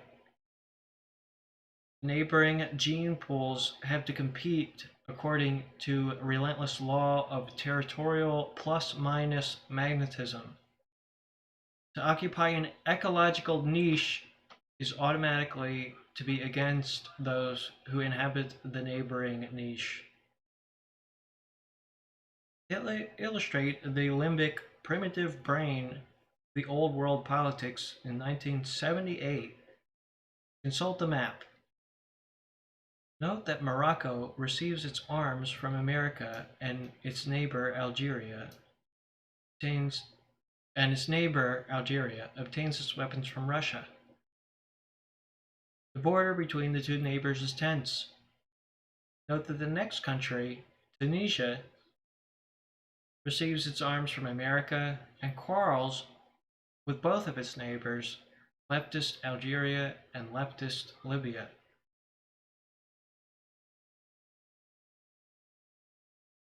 Or confused Egypt, caught between a black and white ambiguity, switched in 1975-1976 from Russia to America.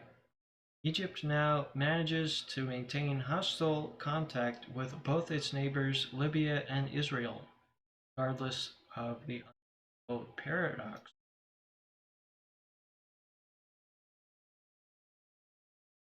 Uh, border dispute, border dispute, border dispute.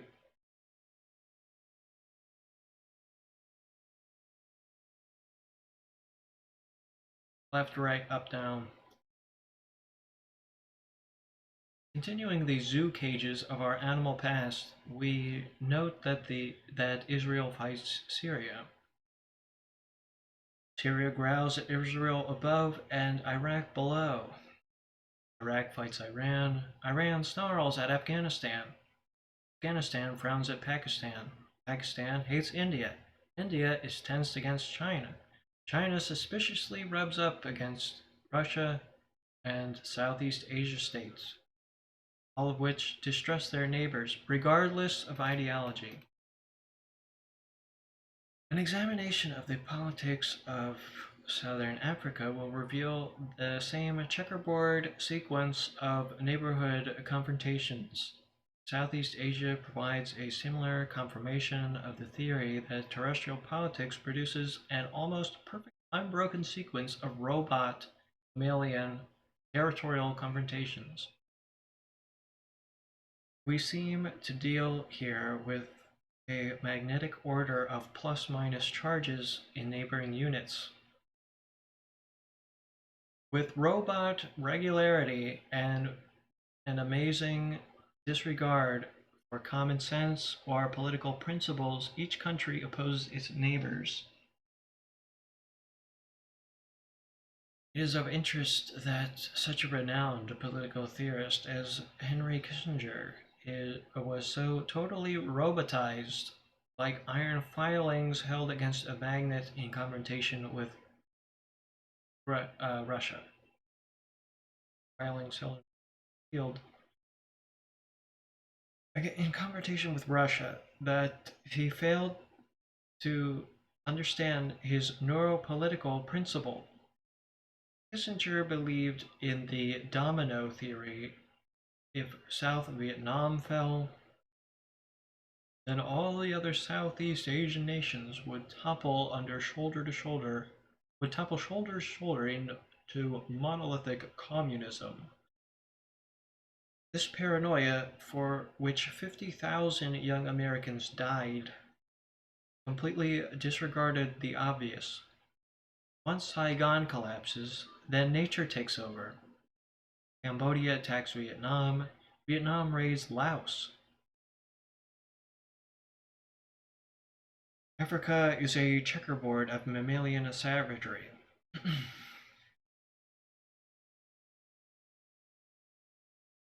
Thailand snarls at Vietnam, and all Southeast countries oppose their northern neighbor.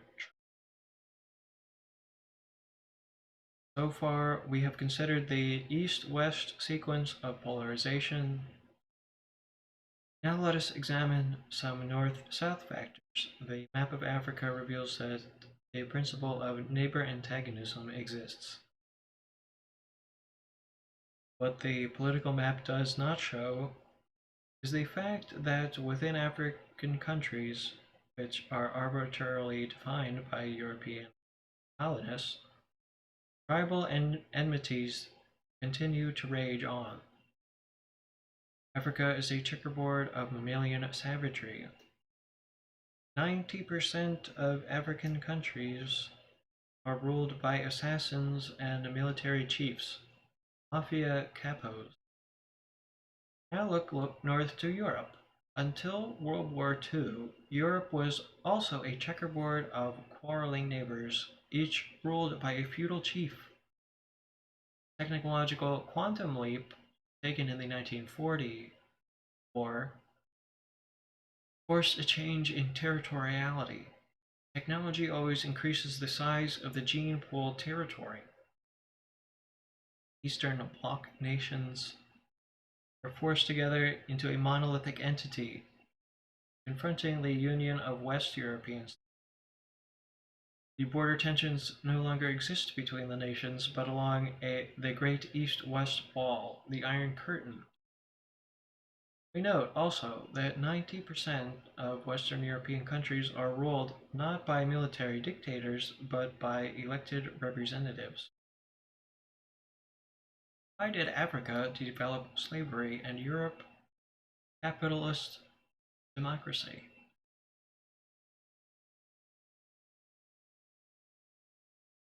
This north-south bifurcation of the genetic highway has produced a fascinating left-right division which perfectly parallels the cerebral hemispheric split. The right hand, for example, the northern countries, or the right hand, that is, northern countries, developed logic, rationality, manipulation of artifacts, and symbols. The new technologies require larger networks of harmonious collaboration. The energies of thousands of people must be linked up to maintain an automotive business or a Coca-Cola industry. Technology creates larger and more intelligent gene colony units.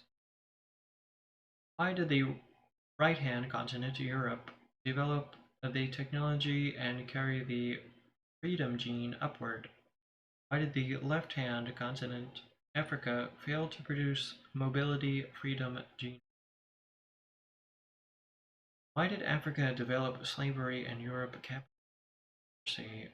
Why did genetic highway veer north instead of south when it burst out of the Middle East, i.e. the midbrain? Why did the northern Mediterranean centers light up in sequence? Greece, Rome, Venice, Paris, Madrid, Lisbon, London. Surely there must be some basic neurogeographical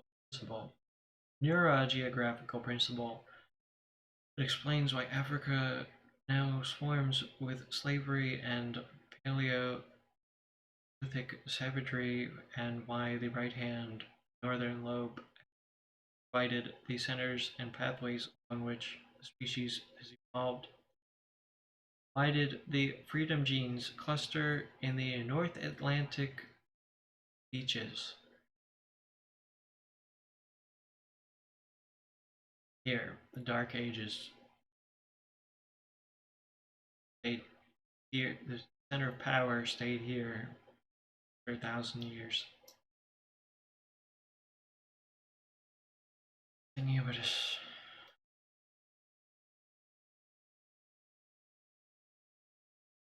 Movement of small migrant gene pools simulating independence, technology, and intelligence.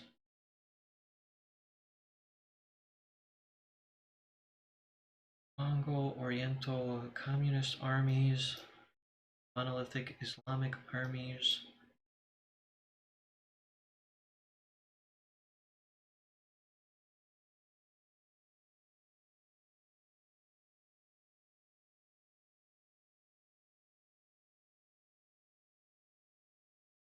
a wealthy aristocracy on the westernmost beaches. Does that sound familiar? Now we're faced with Silicon Valley, which is the same freedom migratory place, but the heck, there's nowhere else to go. You just wind up back here, right? The surface of a planet. Why did intelligence technology break out from West Europe, not West Africa? Think of evolution as an ascent, literally a climb, a series of intelligence tests which activate the velocity altitude freedom circuits.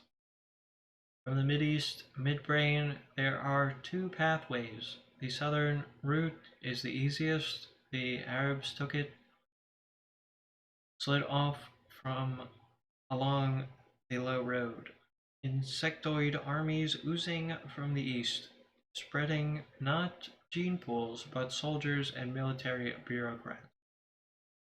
The high road north was a ladder, series of ledges to be scaled. Look at the map. First, the Dardanelles to be crossed, then the prickly mountains of Greece, fingered peninsulas, the Balkan mountains, the high Alps, rugged land uninviting to Mideastern sultans, choked with geographic barriers, offering refuge to ascending gene pools. The story of evolution is the ascent of Celtic outcast gene pools on the shoulders of teeming Eastern autonomic voluntary centers. This chapter is not sexy for you. Skip ahead. The editors have inserted a signal especially designed to activate your circuits in your brain, which will allow you to return to this chapter and enjoy it.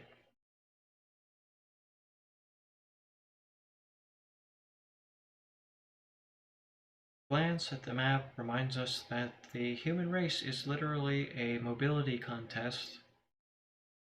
Small gene pools racing to keep ahead of the engulfing wave of insectoid collectivism. The human race is exactly a competition of speed.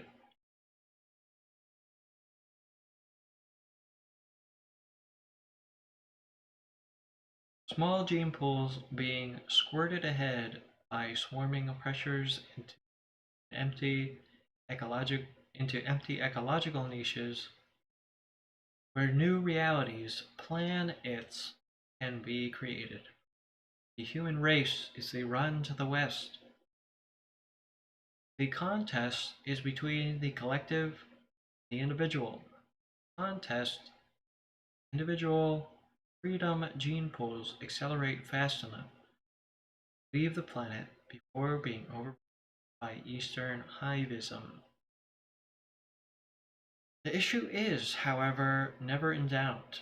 The swarming pressure of the primitive past lapping at the outskirts of the frontier is simply a signal to speed up. At exactly that moment when the forces of homogeneous unity, oneness, socialist equality, cultural determinism seem to become dogma, exactly at that moment, civic elitism reappears. Outposts, outcasts, and the new gene pools assemble on the frontier outpost. Everyone on the frontier is self-selected for frontier behavior. The new ecological niche is always filled by those who are robot templated for mobility, independence, and change. An important cast to any species. The ascent of gene pools up the Atlantic in the 16th, 17th, 18th, and 19th centuries was a genetic selection process of gigantic significance. It must be recalled that immigration to North Africa, or it must be recalled that immigration to North America involved an amazing seed blossoming of gene pools. Very few immigrants made the climb alone. Typically, each European gene pool sent its best fertile stock. Once a beachhead had been established in the new ecological niche, more settled members of the gene pools could follow. In most cases, new gene pools were formed by mutated migrants, former Old World.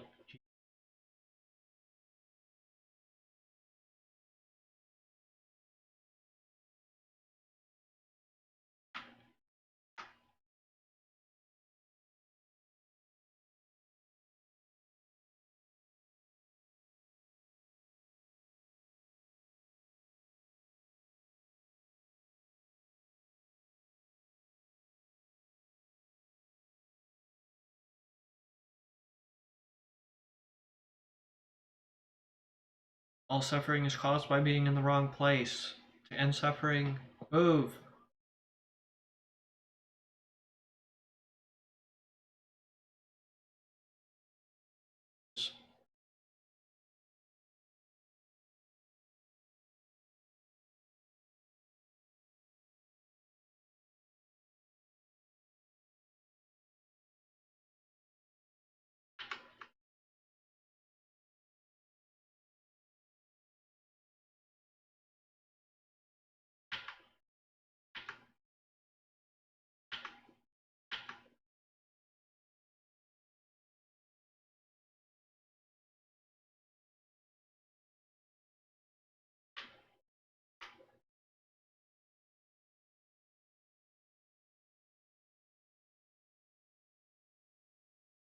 And the westward wave of gene pools swam up to this hemisphere, sailing ships unloading mutant migrant sperm egg cargoes.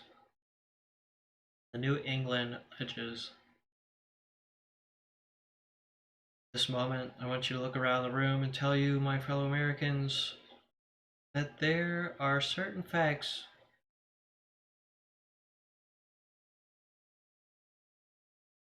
we should remember about ourselves. Each person in this room is the seed descendant of an evolutionary wave surfers, descendants of outcast forefathers who were sent by their gene pools up the Atlantic into the new ecological vacuum. In our liberal concern to avoid chauvinist nationalism, we sometimes lose sight of the basic thrust of North American immigration, the genetic glory of America. My friends, I've climbed back down to Africa. I've time traveled in Asia, and I've descended to Europe. Sometimes I voluntarily and sometimes on the run. I love old world cultures. The heritage, the tradition, the good wine, the cathedrals, the thatched roofs, the cobblestone streets, folklore. I love the quaint, cute quaintness. I love the old possessions. I love the sense of the roots you get there. I must tell you, fellow Americans, no future is fabricating in the ebb tide old world. Because for 4 centuries, the smartest, most courageous, most relentless, restless, most freedom loving, most imaginative, most ambitious sperm egg carriers have been expelled from Old World gene pools and have surfed the North Atlantic waves,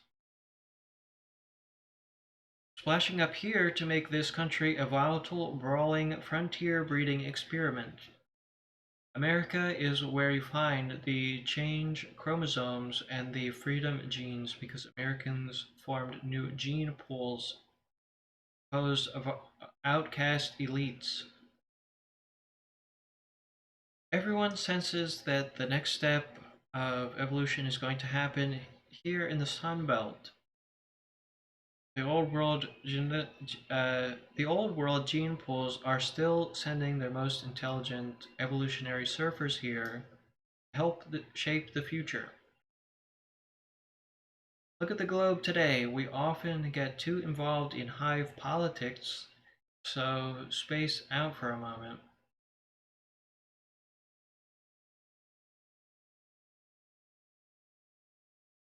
Notice the enormous walls built across eastern countries to prevent intelligence from moving west.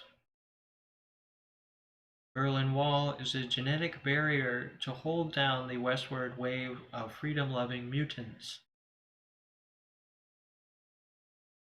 The East European countries are literally medium security prisons. I was a fugitive from Nixon's agents. At one point, I found myself underground in Vienna. Some friends took me over to the Czechoslovakia border. It was both horrible memory and a dread premonition to walk along the border between Austria and Czechoslovakia. Oh my god. And it was an enormous Folsom prison. Wire fences, guard towers, and sharpshooters with guns to stop migrating genes from following the magnetic pole. There's a simple navigational direction, the evolution of intelligence and freedom, always westward.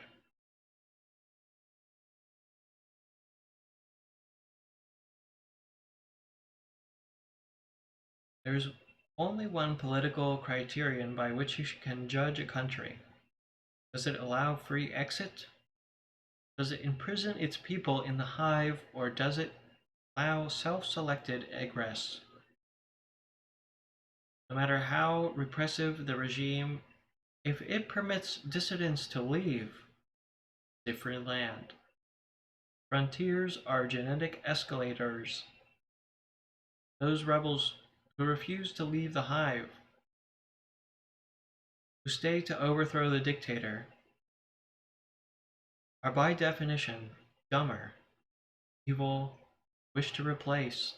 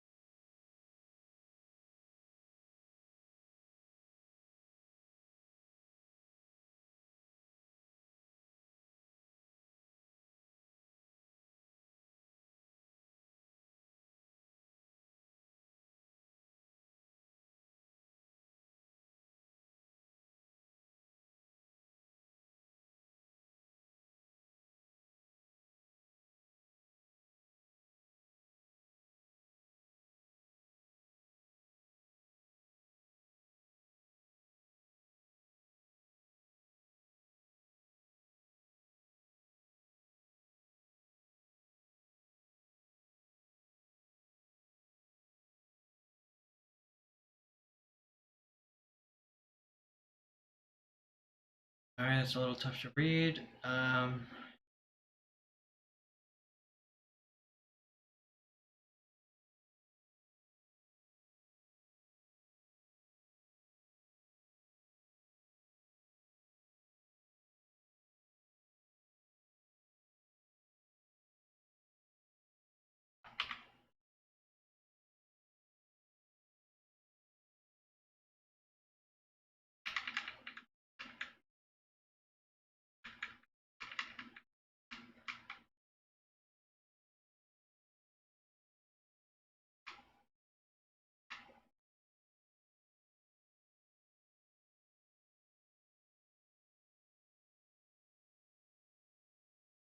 Brain fucking multiplies RPMs, raptures per minute.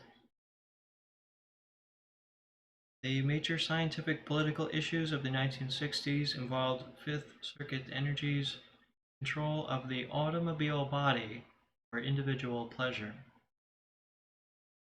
freedom to use the neurosomatic and brain reward drugs, sexual freedom, freedom of dress and grooming, refusal to have one's body used as military instrument, draft resistance, or as economic tool, dropout philosophy. Adult authorities in almost every national hive also use Fifth Circuit sensory stimuli to torture and coerce. Rapture and torture thus become neuropolitical issues. General countries which allow rapture prohibited torture, versa.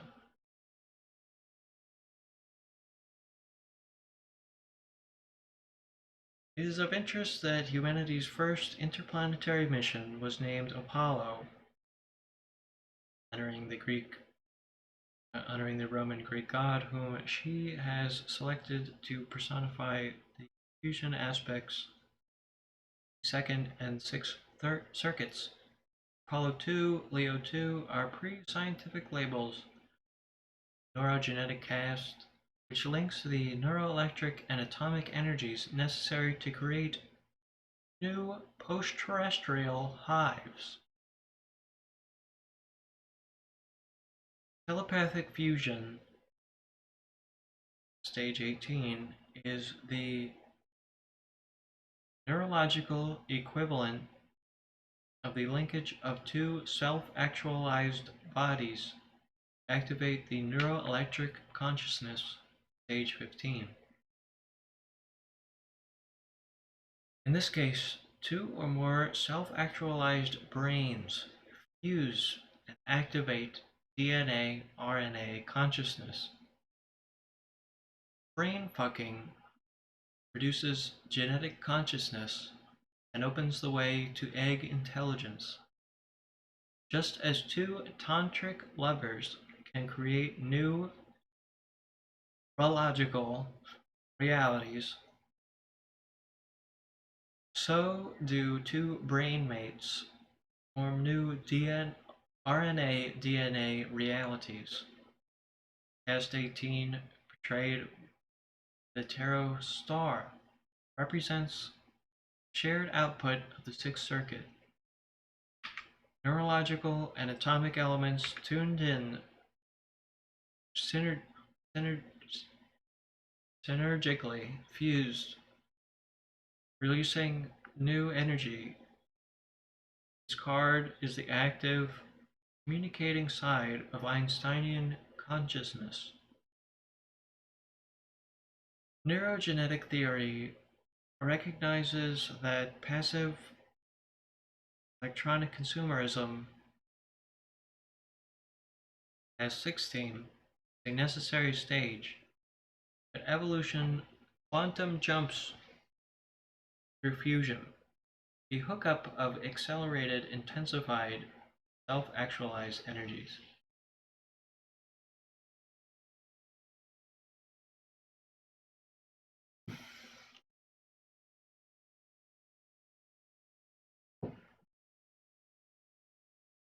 Already we see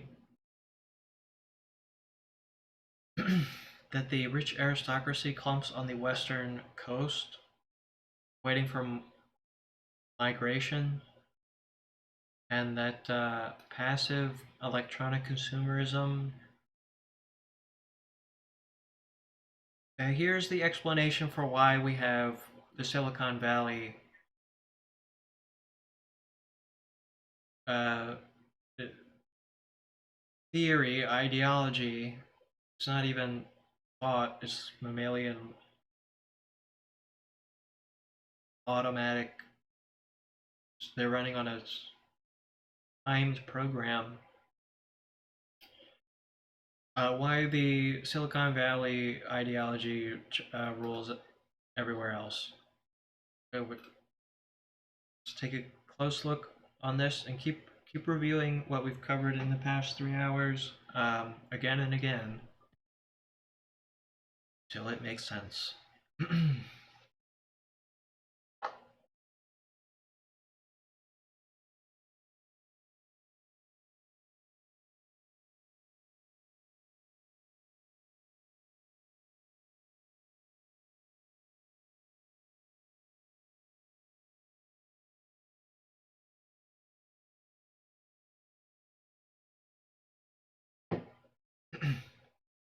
Evolution quantum jumps through fusion, the hookup of accelerated, intensified, self-actualized energies. We speak here of neuroelectric communication, telepathic linkage of two or more persons who have reached stellar self-consciousness, who radiate, who receive and transmit at relativistic frequencies. By electronic communication, we do not mean the larval use of television signals or radio waves to engage the hive circuits, to transceive LM symbols, larynx muscular, in neurological radiation between two nervous systems, telepathic linkage of two nervous systems moving at the same accelerated velocity produces a megaton yield of harmonious pleasure revelation. Larval laryngeal muscle grows cannot describe this interchange. So that's why I went over the history of poetry, or the future of poetry by Sri Aurobindo. The letters on the screen are words. Why we have different languages, and Mr.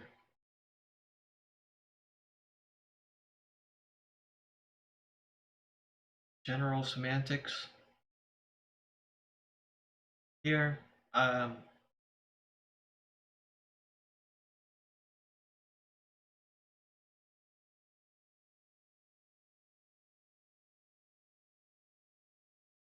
Alfred Korzybski speaks in his non-fiction work Science and Sanity about human beings' ability for unique ability among animals, among different mammals, which we are mammals, our unique ability uh, for time binding. We recognize that we're not the first, that someone came before us and they left us symbol systems, right? Which are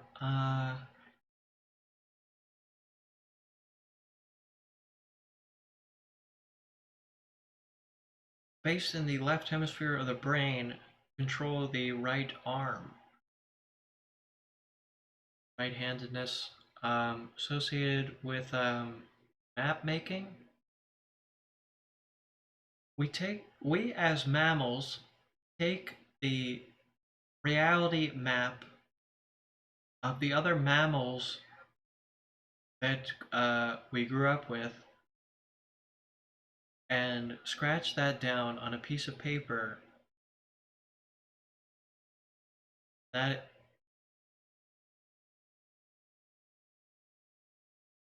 that is muscular. That is a written word. That's been human communication so far.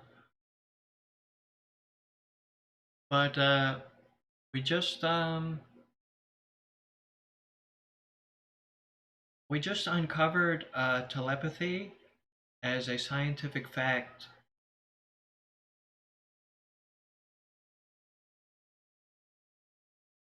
It happens under certain observable conditions with your nervous system. It does not happen with quote unquote words. So the future of poetry um, not have to do words. Let me just skip ahead here and leave on a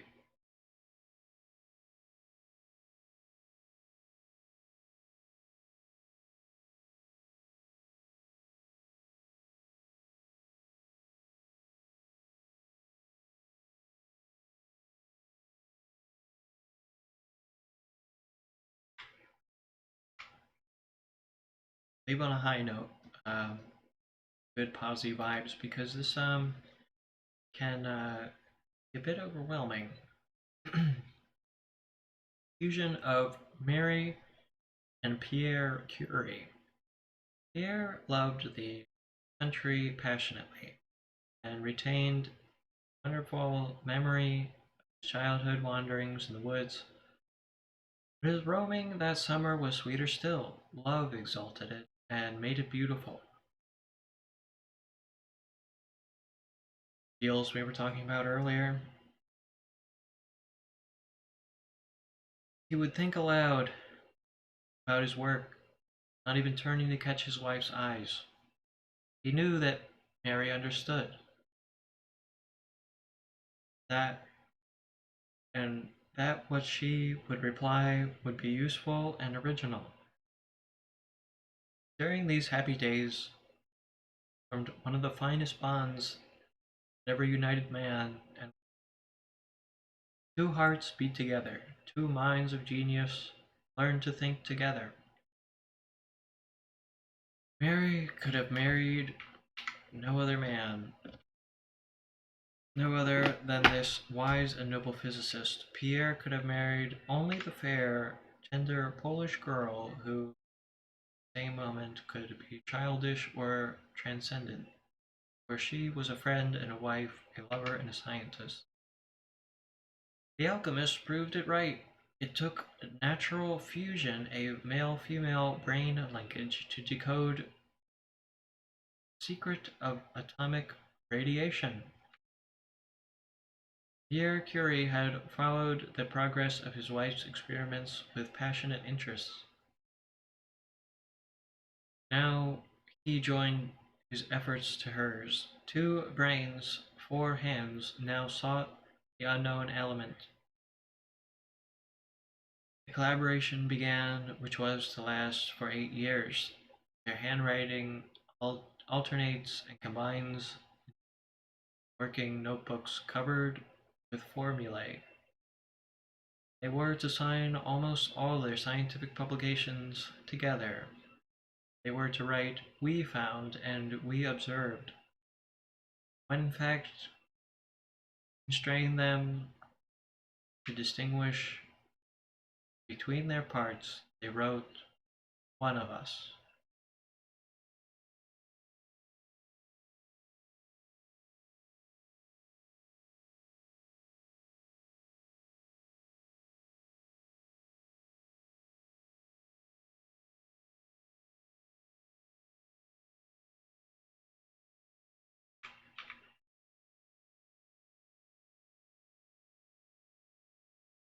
When one or two generations have been exposed to Einsteinian technology, particularly after a decade of children's TV shows portraying space adventures, supermen, and bionic women. Then the swarming preparatory to migration occurs.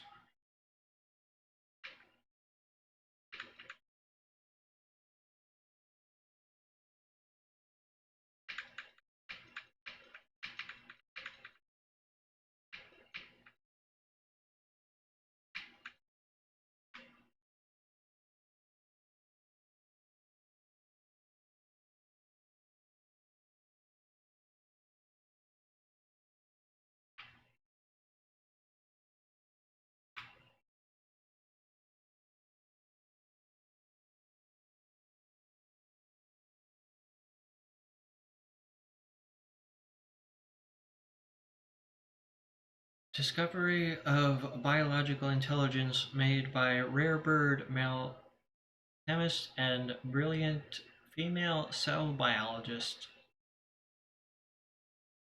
The dogmatic neo-Darwinian theory of blind evolution was replaced in the last decades of the 20th century by the Gaia principle, which suggests that all species of living organisms collaborate in a grand web of biological intelligence.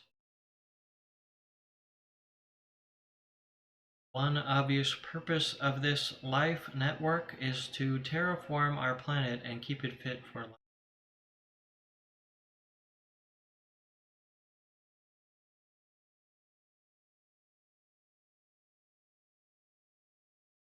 The Gaia hypothesis was naturally originated by the collaboration of a male, James Lovelock, and an unconventional female cell biologist, Lynn Margulis, who had been obsessed for years by the realization that the modern cell had been a form of interspecies clubbing and symbiotic linkage of primitive organisms. The Gaia hypothesis originated in studies of the atmosphere of planet Earth, which continually balances thousands of delicate chemical interactions.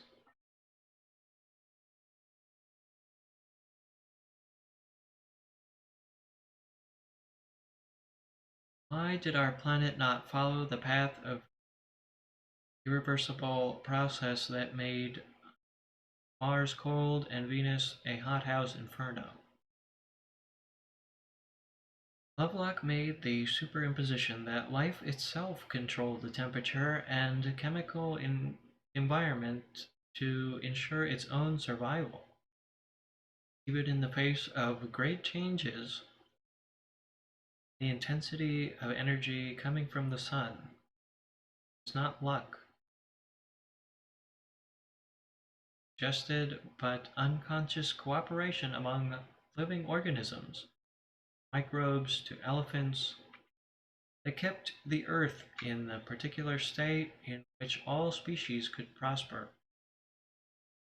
This living matter, together with the air, the oceans, and the continents, made up a giant and complex system which behaved almost like a living organism, maintained its internal milieu by subtle feedback processes.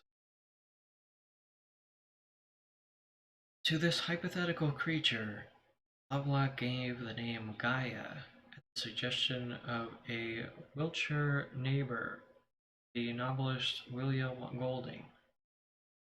Gaia, pronounced Gaia, the earth goddess of the early Greeks.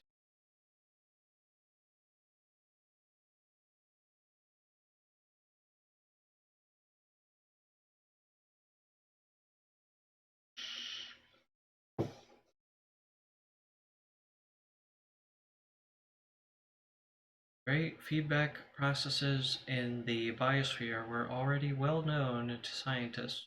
For instance, the way plants took their carbon dioxide and gave out oxygen as they grew, while animals took in oxygen and gave out oxide,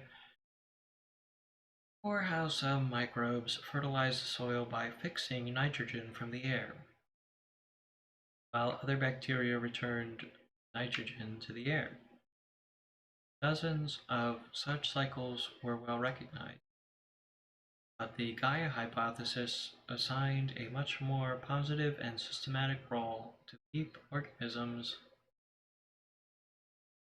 and their unconscious knack from keeping things just so.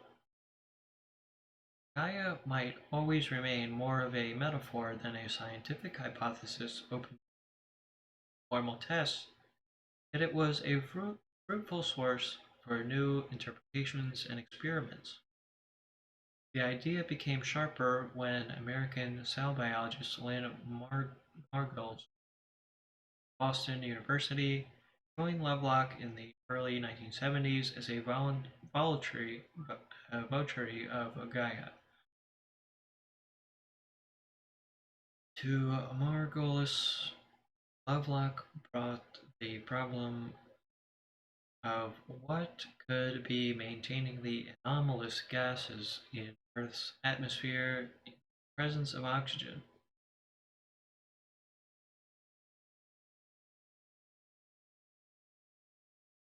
She was able to offer a long list of microorganisms that produce hydrogen, methane, ammonia, and so on.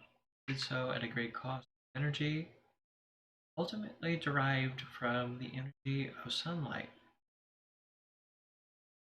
In other words, Gaia was working hard to maintain the peculiarities of Earth's air. In Lovelock's theory, the air acts like the bloodstream of an animal, bringing essential supplies to all the Earth's inhabitants, carrying waste products away.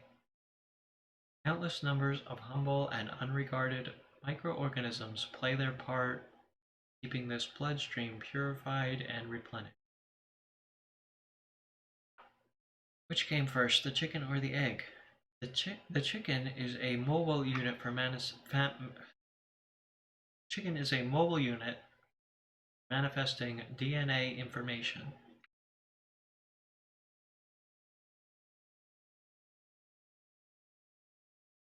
Swamp-oriented female biologists combine theory.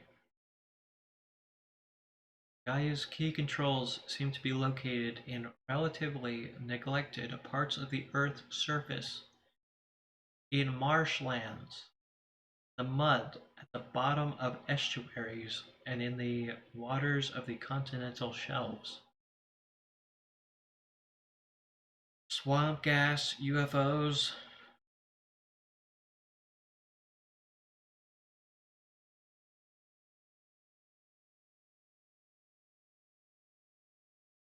Dry land and the open oceans are not as important as their large areas might suggest. For example, the airless conditions in relatively small bogs and enclosed seas have deposited and buried carbon fuels, thereby helping oxygen to persist in the atmosphere of the whole world. Yet the proportion of oxygen in Earth's atmosphere does not climb above 21%. A student of Lovelock's found that should it rise by only a few percent, vegetation would become so inflammable that even the tropic forest would burn to ashes. That might be a drastic way of consuming oxygen and restoring the status quo, but Gaia seems to prefer to keep the potential dangerous oxygen in bounds. Just how the trick is done remains to be discovered. Lovelock and Margulis, we must understand, were evolutionary agents impersonating scientist priests in the primitive 20th century. Thus, they found it necessary to use mercantist qualifications such as unconscious cooperation among the living organisms to describe Gaia as a giant and complex system which behaved almost like a living organism. Implicit in Lovelock Argyll's theory is the notion of biological intelligence, which uses RNA, DNA, sperm egg selection to activate species in the right space-time niche to perform the evolutionary function. Now this collaboration is unconscious only to those human beings who are dumb enough to invent a less intelligent theory of evolution creation. Since our Cas-20 nervous systems grasp the tactics and goals of evolution, then we can planfully and effectively contribute to the Gaia plan. From the vantage of the 21st century, we can look back tolerantly and smile at the attempts of Darwinians and monotheists to explain evolution. The barbarous sperm notion of natural selection of the fittest can be cumbersomely used to explain most genetic events. We recall that pre-Copernican astronomers explain stellar planetary motions in terms of a geocentric theory by adding more and more complex refinements to their formulae. The humiliation of heliocentricity had to be warded off by good Christians. Until the Copernican theory was accepted, then celestial mechanisms became sweetly symmetrical until Einstein. The same is true with Darwinian theory. It is possible to wrestle with the facts to justify the Ptolemaic natural selection so dear to the heart of males. The crush of new data is making this scholastic dance too ridiculous. The Gaia theory simply provides the simplest explanations. Occam's razor, I guess. The melanization of moths is a result of industrial pollution is a nice example. Melanization of moths. According to the flight fuck Darwinists, the darkening of the trees by soot in northern England caused the white moths to be visible and edible. The darker moths survived to copulate and pass on their genes. As pollution controls eliminated the soot, the dark moths got eaten and the lighter moths survived to copulate. The Gaia intelligence solution seems simpler. When the moth DNA signaled, or when the moth RNA signaled DNA that soot levels were increasing, then Gaia turned the melanization dial, selected darker sperm to change the species colorization. The story of foxes in France is a classic example of genetic savvy. Urbanization and population increase was threatening to wipe out the foxes. When worried naturalists studied the few remaining fox families, they made a surprising discovery. Average fox litter was 8 or 9, of which 2/3 were female cubs. Usually, a mother fox dropped only 2 cubs, divided equally between male and female. How does Darwinian theory explain this finding? Gaia explanation is straightforward. The fox DNA acted just like a human manager would act.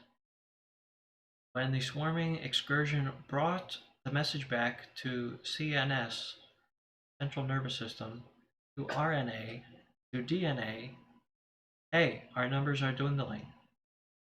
The Gaia brain just pushed 2 dials, more and more females.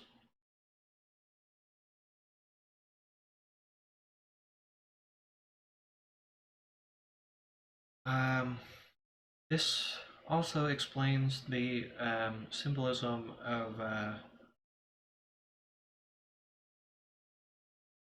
uh, the zodiac sign Gemini a lot better. Um, you can think of that as why are there twins? Why do twins get born? Hey, our numbers are dwindling. Let me try something different and mutate here with this next one because I see the conditions. It's genetic memory talking. And genetic memory contains not only the past, but contains a blueprint for billions of generations in the future.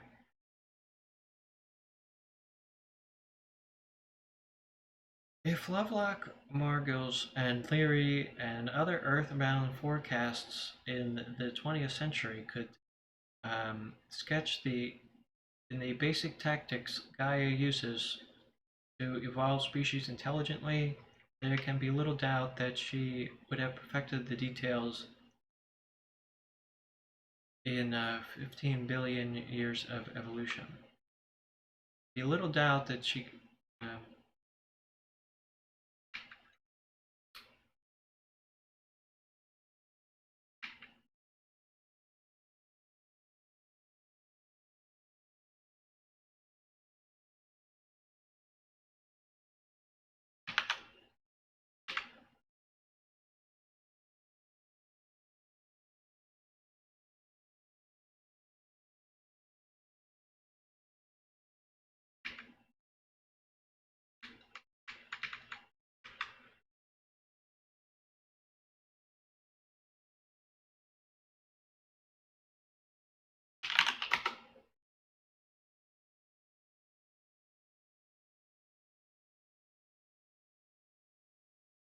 I will return in a moment.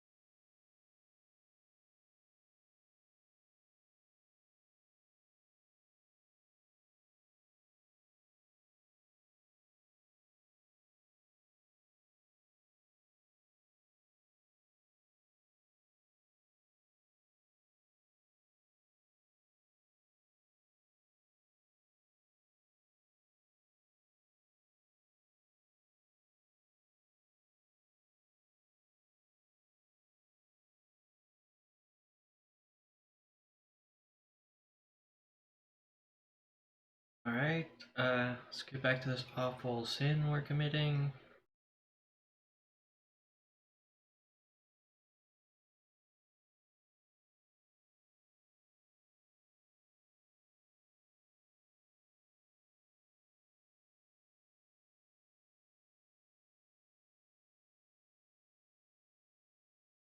On every biological womb planet, the genetic highway climbs east to west in the temperate zones. these are located, these are easily located. In terms of spherical geometry, the 30th to 45th degrees latitude, north and south, locate the runways along which gene pools accelerate to escape velocity. North-south is an astroneurological constant based on magnetic charge. East-west is thus an astroneurological constant based on spin.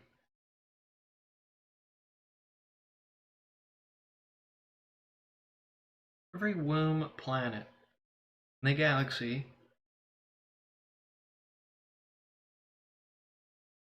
On every womb planet in the galaxy, rotational orientation relative to the home star determines the direction of migrating intelligence. To experience the power of spin, please perform the following neural experiment.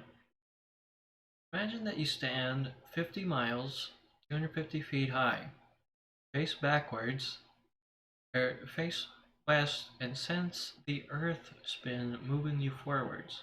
Face west and sense the earth spin moving you forwards. You would have to keep striding forward 1,000 miles an hour to keep the sun at the same angle. This would be an easy stroll. 100 paces an hour would do it. Face east and feel that you are falling downward, pushed by spin momentum. You are falling towards the sun, which will rise in front of you, below you. You are moving downward at 1,000 miles an hour.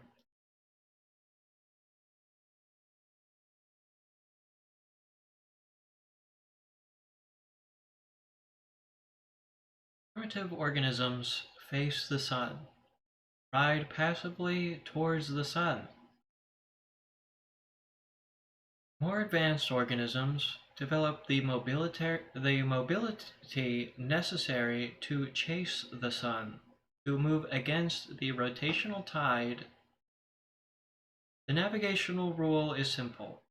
When you greet the sun after facing the night, you are facing the east. When you greet the sun after the night, you are facing the east, you are facing Asia. The word Asia comes from Greek Latin, region of the rising sun. The name Europe comes from Greek and Semitic, land of the setting sun.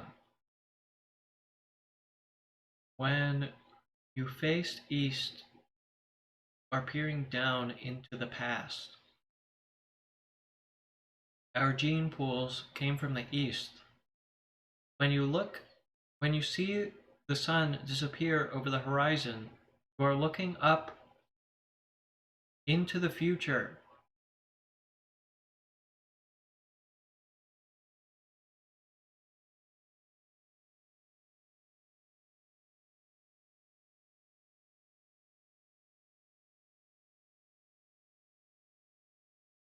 This basic attitudinal orientation on womb planets is based upon spin momentum. When you move east, you are being carried down the spin axis. You are riding the globe, moving with the rotational inertia. When you move west, You climb up against the rotation. Spin is one of the fundamental defining characteristics of energy matter. The level of elementary particles, the properties of matter are remarkably few. A particle can have mass or energy and can have momentum, including the intrinsic angular momentum called spin.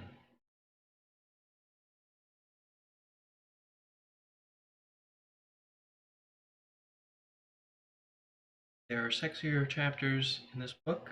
Warning here. Warning, we're being exposed to new information. If you have a headache because you're being exposed to new ideas and they do not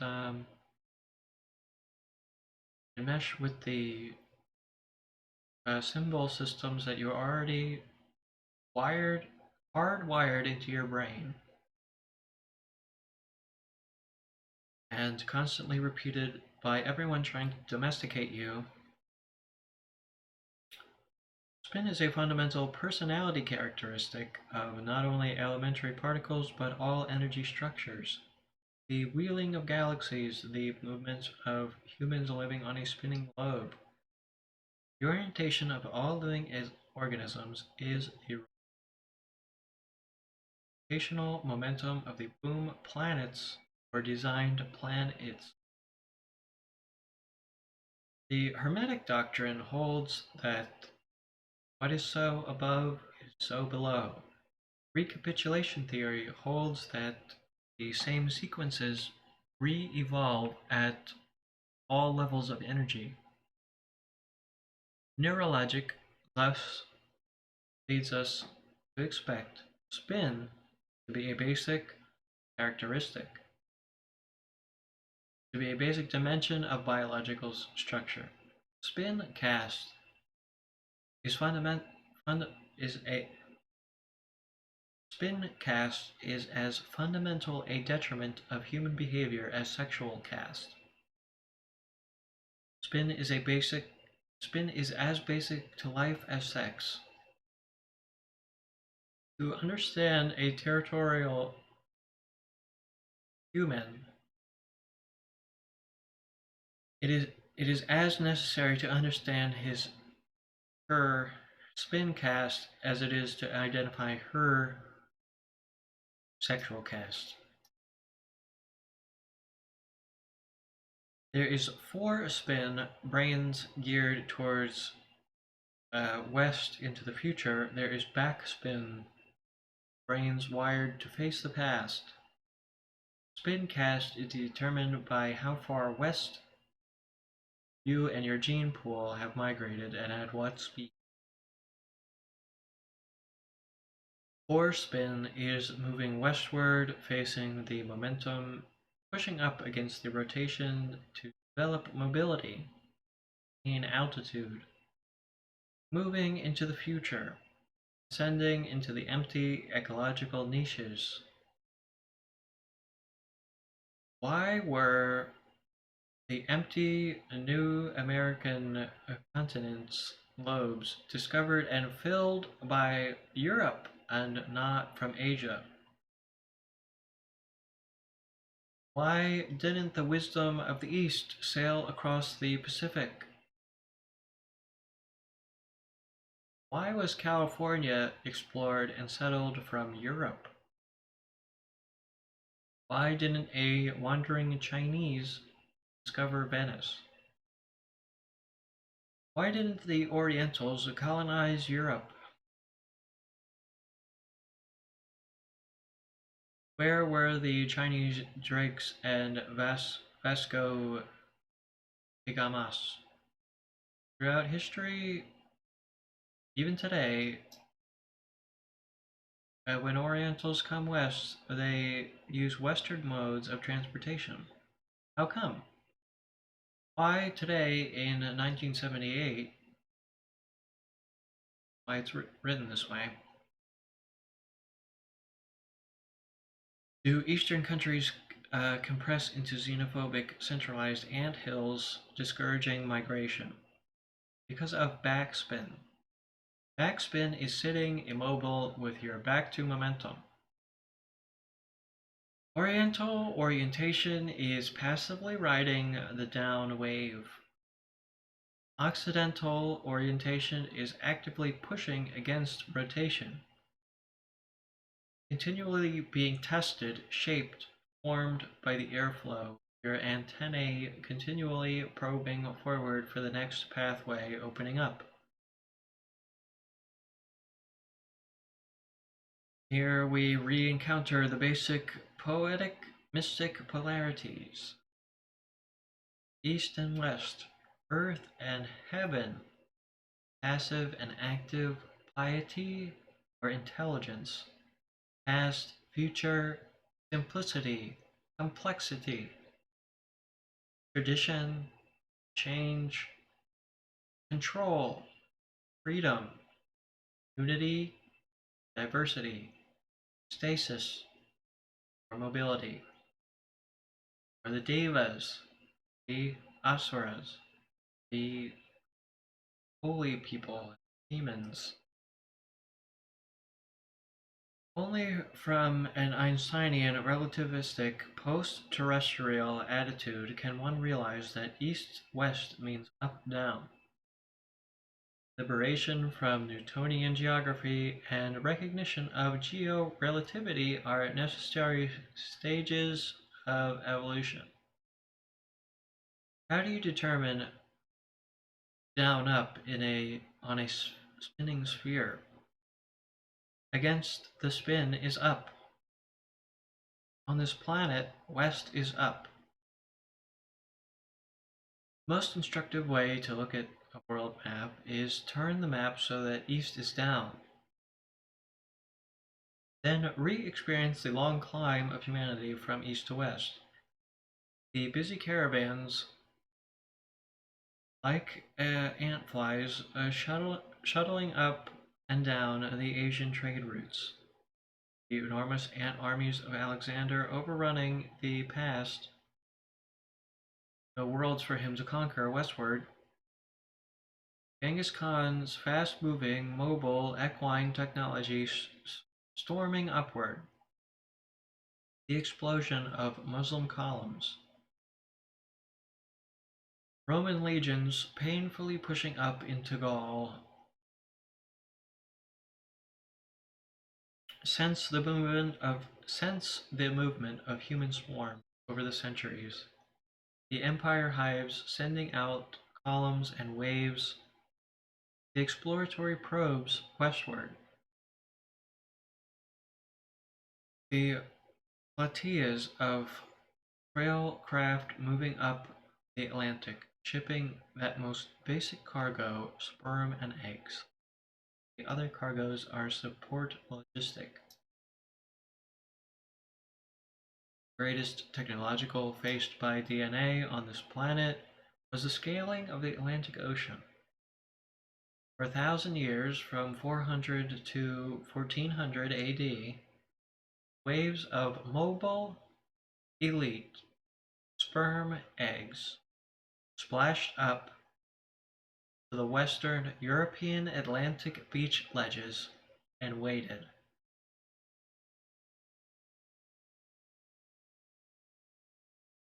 Does this sound familiar?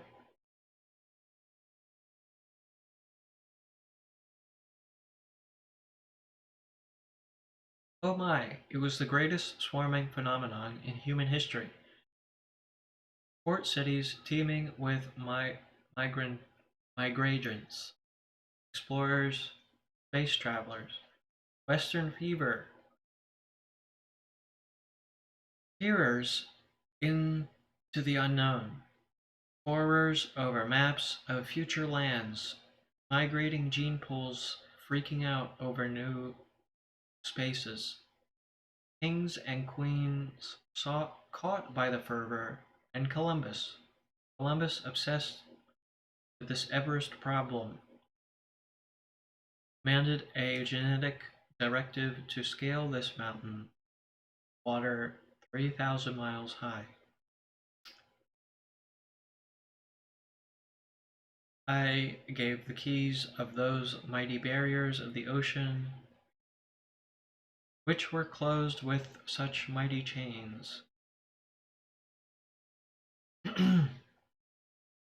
And why do you think the attitude has changed past 20 years?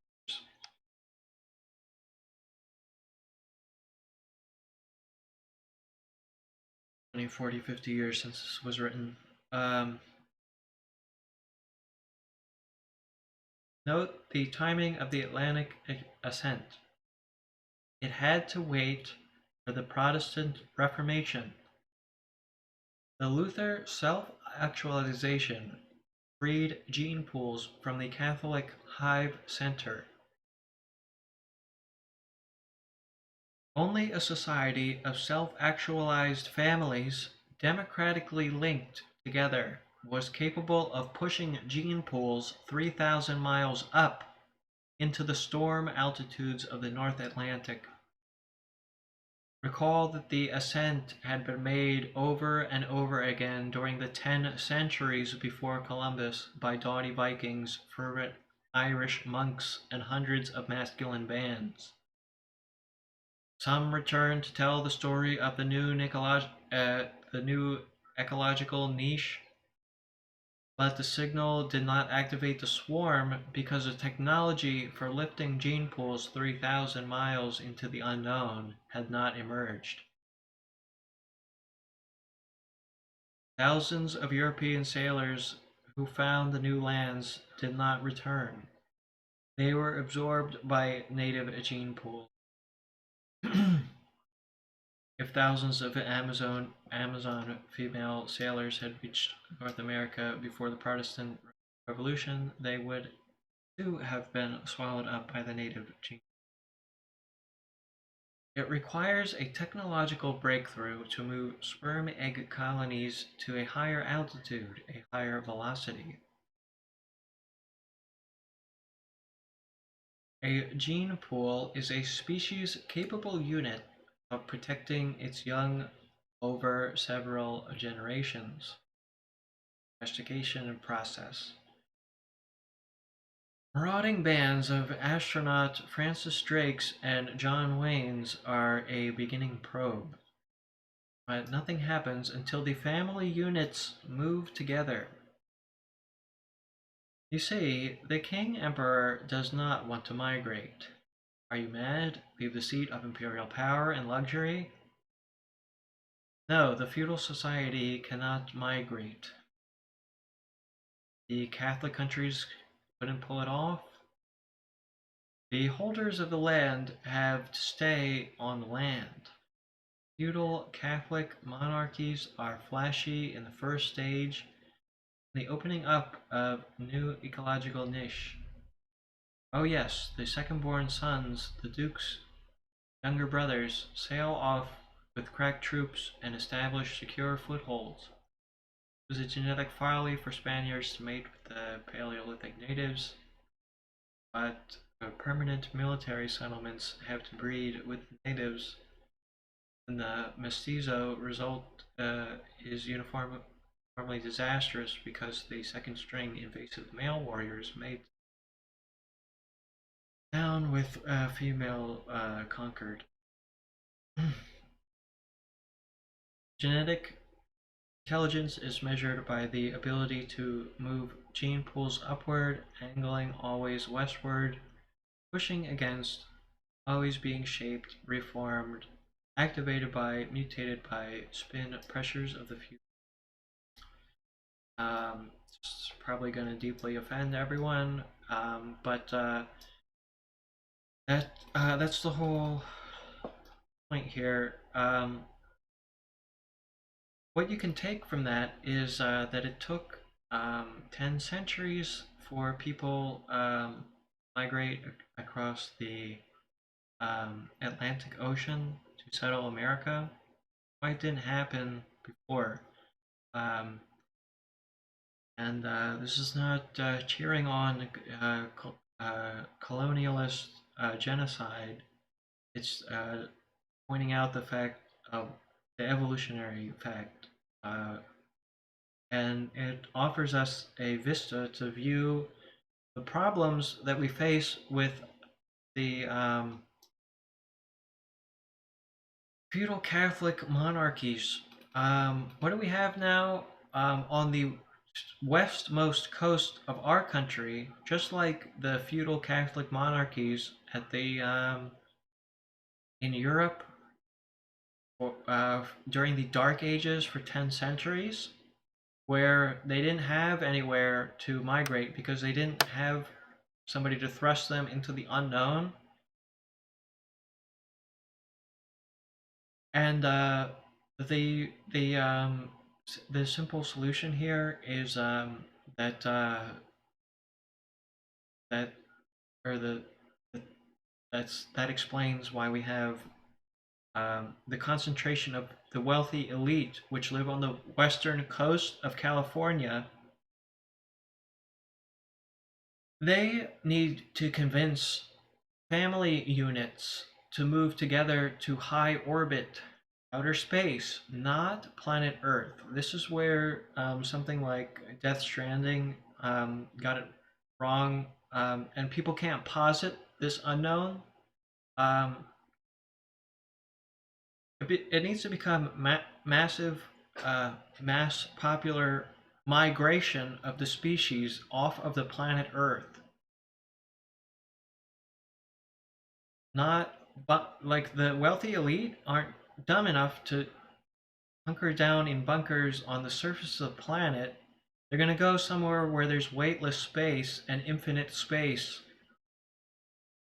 If you're upset about the conquest mentality of conquesting space, well, guess what? There's enough of it,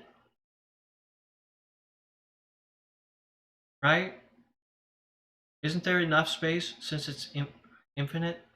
And then when you're done that, you can just go into your own mind, just also infinite without being ushered around. Like, what is everyone's idea? Let's save the Earth. Let's save the planet with buying eco-friendly products, so that I can continue to pay rent and work for a boss on the surface of the planet. Is that your? That's what evolution brought us to, and that we stop here and we just keep paying.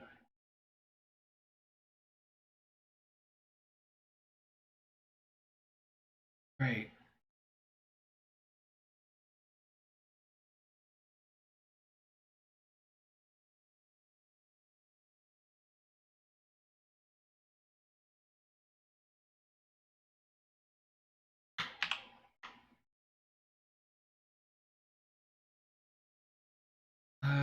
And now just to give a little context on all that. I'm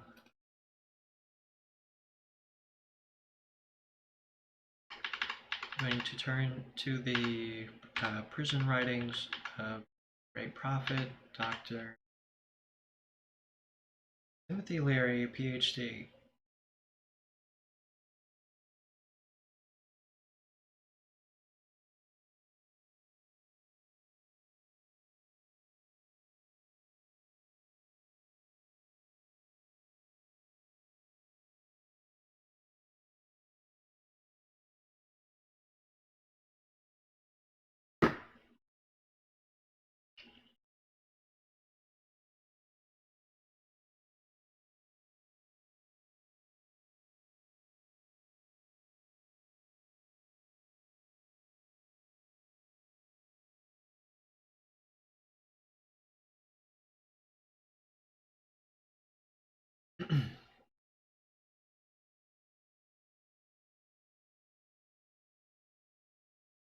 And this is not philosophy, and this is not my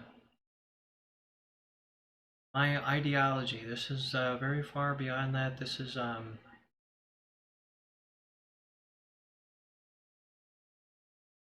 how to operate the human nervous system by its manufacturers. This is an instruction manual, and it is information, not philosophy. Info psychology, sci-fi, is the psychology of quantum physics, philosophy based on scientific fact.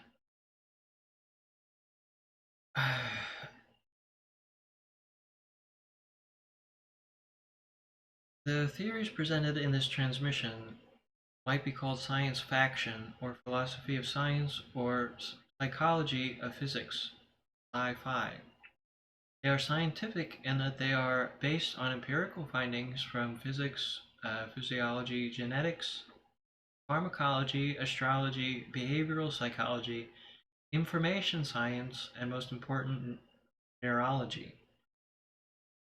They are fictional in the Wittgensteinian sense that all theories and speculations beyond mathematical principles, propositions of natural science are subjective, and they are factional in the sense that current advances in space migration, neurologic, and the life extension technologies that have already gone beyond the fantasies of most science fiction writers. Science fact is now farther out than science fiction. We are now creating a future which is more incredible than 2001. O'Neill space cylinders are more complex and advanced than Clark Kubrick spaceships. This book was written in various prisons, which the author had been sentenced for dangerous ideology and violations of Newtonian and religious laws. Other philosophers, notably Christian theologians, statistical materialists, Marxian dialecticians, make different interpretations of the currently available corpus of scientific fact. Such theories, however popular, are equally fictional. History suggests that philosophies accepted as academic dogma or enforced by punitive legal sanctions are not necessarily any less fictional than those which are persecuted and censored. Indeed, there is some sociological evidence that science fictions are forcibly suppressed only when they are more likely to accelerate human evolution than the defensive orthodoxies which they challenge. We think of Socrates, Bruno, Copernicus, Darwin, Pastor, Sakharov.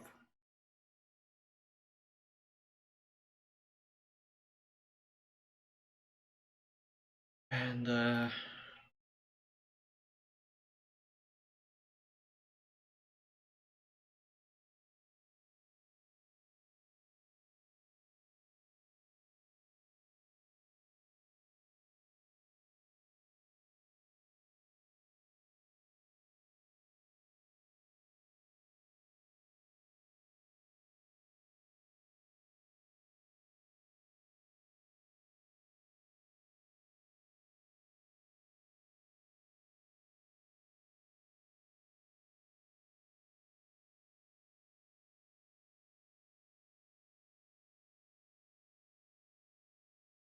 a dialogue between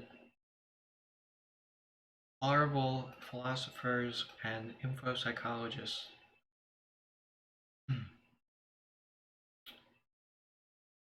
The creative cosmologist presents her theory and then asks the critic to explicate her own. And here's the tender point. Although every larval bases her life on an implicit cosmology, usually vague dogmas imprinted on the childhood nervous system, most practical people are reluctant to verbalize their basic beliefs because they do not stand the scrutiny of rational view and scientific perspective. Larval philosopher. How can you claim that the human being is a larval form of a future metamorphosized entity, higher intelligence and consciousness? Exopsychologist. How can you claim that evolution stopped with the present nervous system? Larval philosopher. It is absurd to speculate about a higher intelligence seeding Earth with pre-programmed genetic blueprints. Exopsychologist. What is your theory of the origin of life? Old Testament Genesis, chance and statistical probability, lightning bolts triggering life in methane ammonia puddles. That is spontaneous generation. A dreadful malaise has demoralized the modern world. Sanglarian doom. This crisis is not political, ecological, energetic, or economic. It is philosophic, prepartum depression. Technological, economic, and political conferences are inevitably pessimistic because they avoid the real issues, the gyroscopic navigational questions. Why are we here and where are we going? Cosmological questions about origins are intimately linked to theories of destinations. Speculations about the origin of life provide the foundation, conscious or unconscious, of every human culture. Inevitably, questions about who did it and why leads to answers about how we can get to where we're supposed to go. Allah did it, then we are en route to Allah. No one did it, we are going nowhere. Since each of the 8 circuits of the nervous system produces its own reality, each imprint naturally provides its own answers to limited to the imprint. Circuit 1, for example, defines the goal of life in viscerotonic, vegetative, cellular survival terms: to eat, drink, breathe, avoid pain, danger, and cold. And so it goes for other larval levels of reality.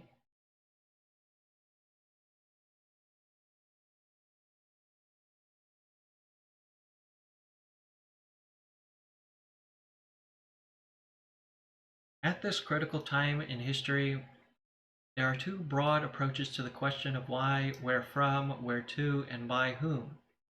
Evolutionist larval scientists, creationist larval theologians.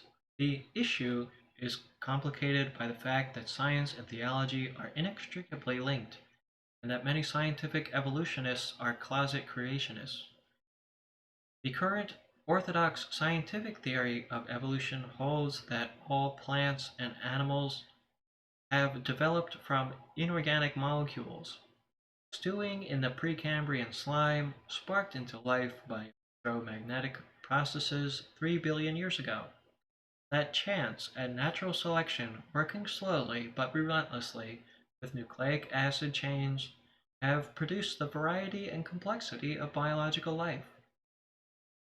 Most evolutionists believe that all life forms derive from a common origin because of the amazing similarity of DNA among species, because of the inherent continuity of phylogenetic and individual development.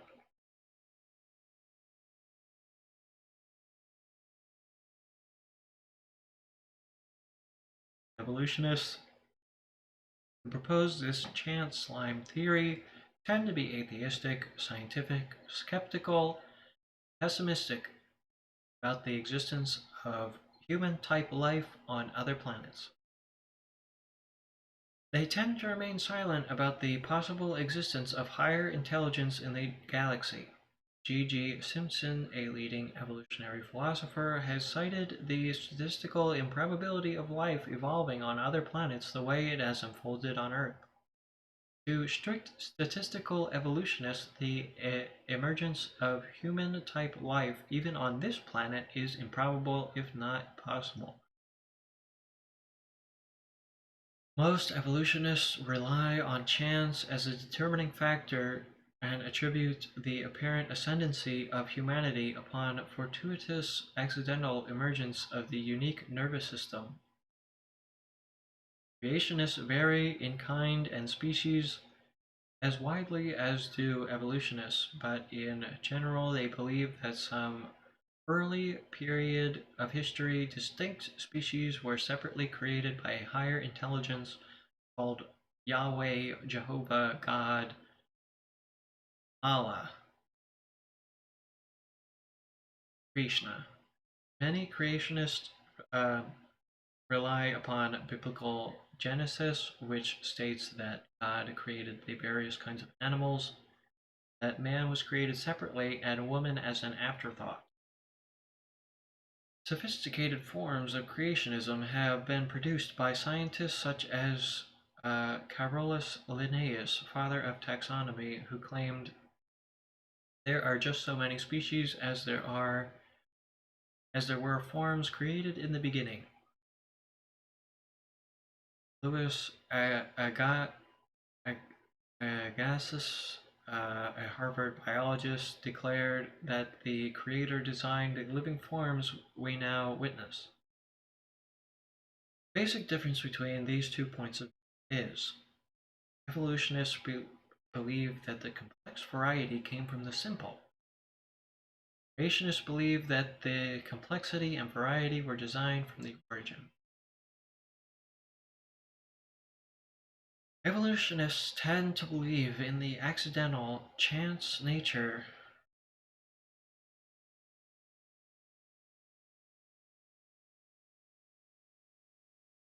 the evolutionists tend to believe in the accidental chance nature of the process and avoid the notion of a predestined design or designing intelligence. Creationists have tended to be orthodox religionists who personalize the divine creator and tend to place humanity on the apex of terrestrial life, usually allowing for a post-mortem, post-biological existence for chosen believers. Some theologists provide for an extraterrestrial physiological entities, demons, angels, devils, saints.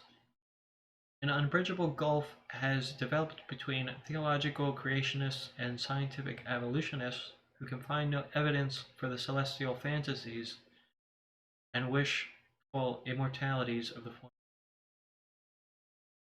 It is interesting that few, if any, thinkers from either camp have emphasized the possibility of evolution continuing or speculated in any detail on the specific forms that the future may provide. The existence of advanced forms of intelligence on other planets or in humanity's future is particularly embarrassing to scientists who have perhaps been scared off by the celestial absurdities of religious orthodoxy.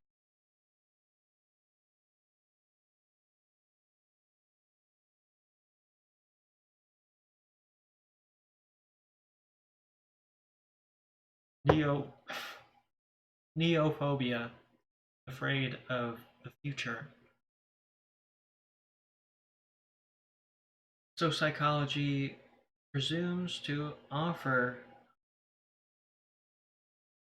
new solutions to these classic questions by suggesting that life on this planet is not unique, that the planet has been seeded, that evolution of various species unfolds on all biological planets according to the same predestined plan,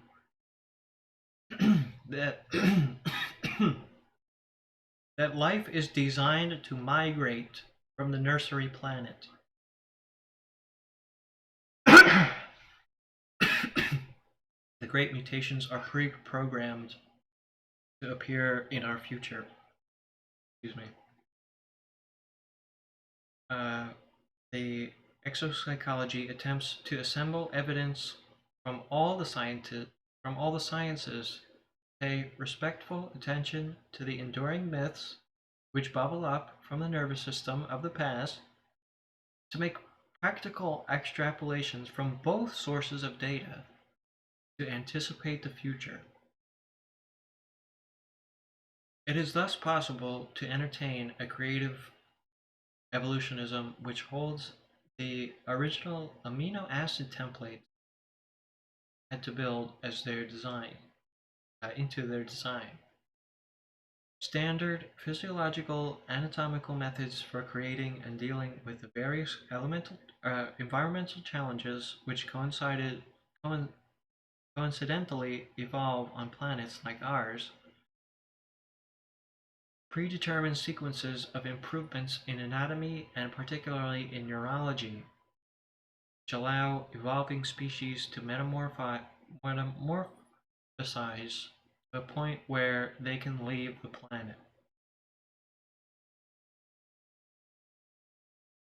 It is not necessary to accept directed panspermia to assume this exopsychological point of view. Most conservative scientific logic leads to the future probability of improvements in the use of the uh, nervous system, genetic engineering, uh, concom- concom- concomitant variations in a human stock, extraplanetary colonization. And again, space is unlimited. So if you're gonna colonize, I think that's the place to do it. Since there's enough of it to go around for everybody, and we all become a different species, and we all get our own planet. Since there's infinite space, colonization might have a different carry a different weight on the surface of the planet, but going outside the gravity well,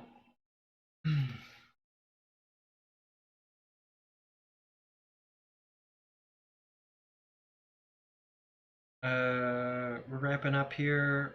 Um, just talking more about how this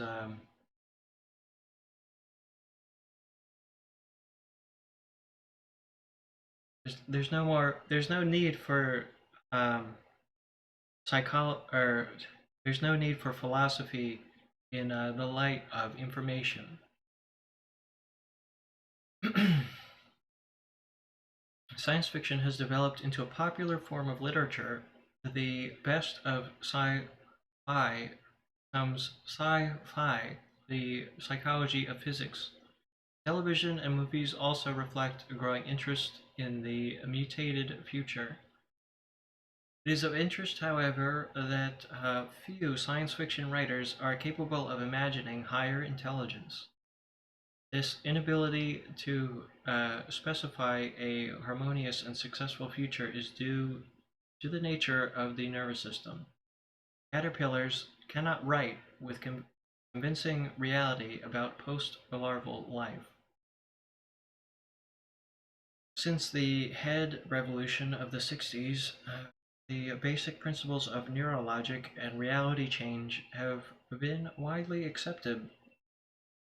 While the terms imprinting, serial imprinting, and re-imprinting are not often used, there is a growing hip acceptance of the notion that each nervous system creates its own reality. The vulgar, even cynical reaction to this ontological discovery is to smile tolerantly and say everyone is crazy in their own way, do your own thing, and don't lay your trip on me.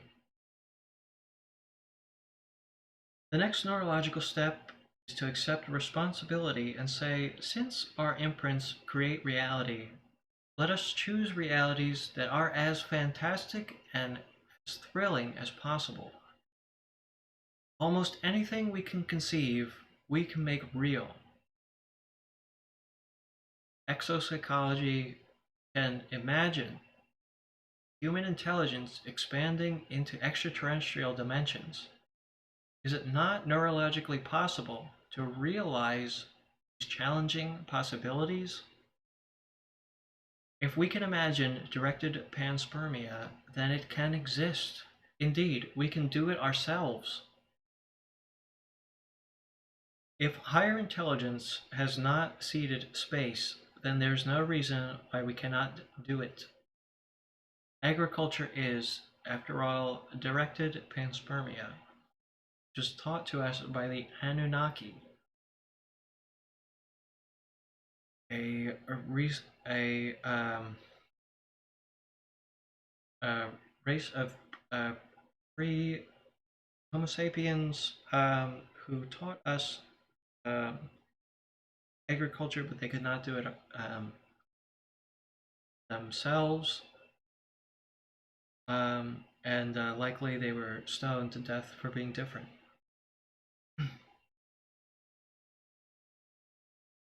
Here, the polarities, the evolutionists and creationists can be harmonized.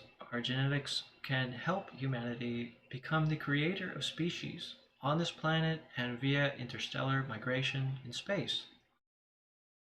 Humans have always created God in their own image.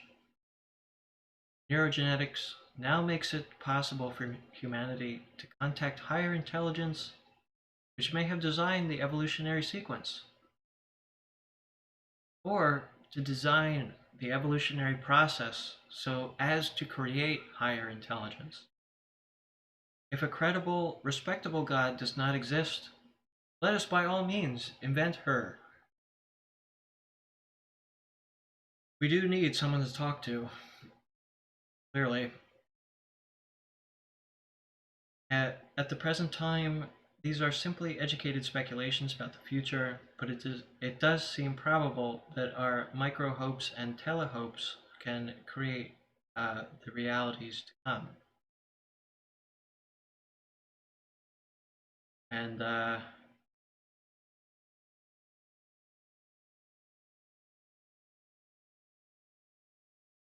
link that back up with their source here. Um,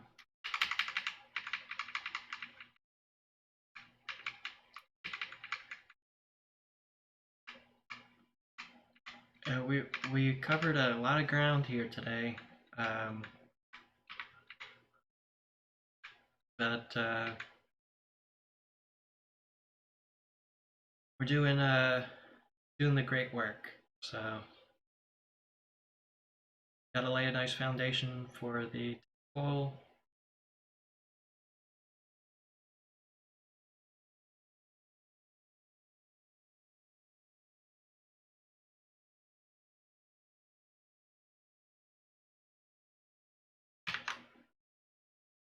Darwin, male chauvinist brig.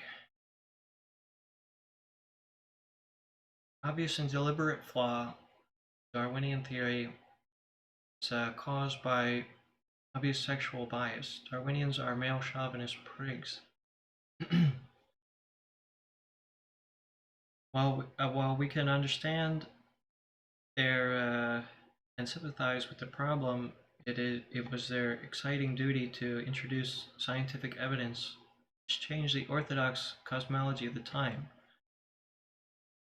2,000 years, the Judeo-Christian hive collective had brutally imposed a barbarous theory of creation, the cosmology held by a hive, i.e., its theory of creation is the basic structure which unifies and organizes the egg collective.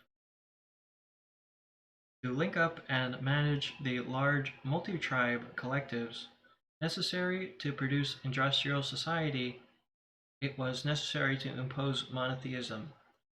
That's why every civilization has a king who unites the 12 tribes.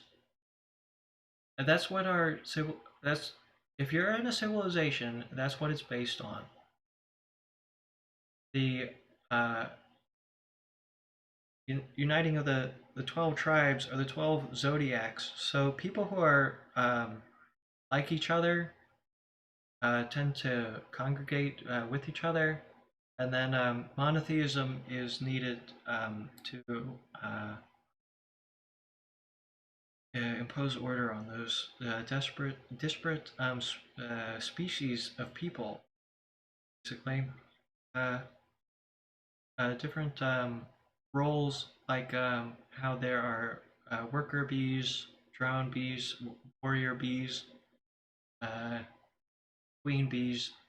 In a like manner, if it was understood and practiced that human beings have different castes like that, genetic roles that they fulfill, and that's not all the same thing.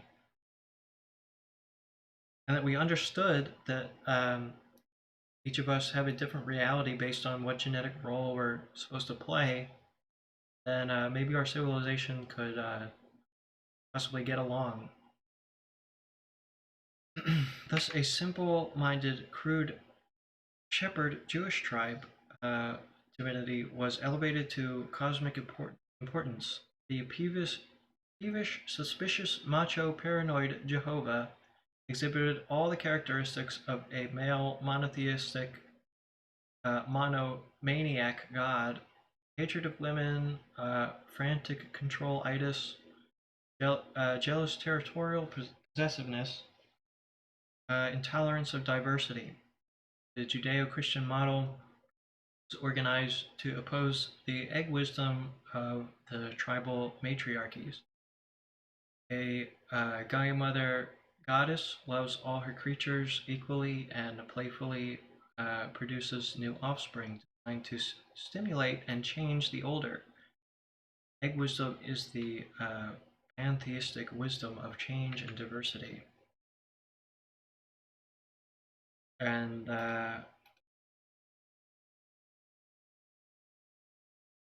one more thing. Oh my goodness.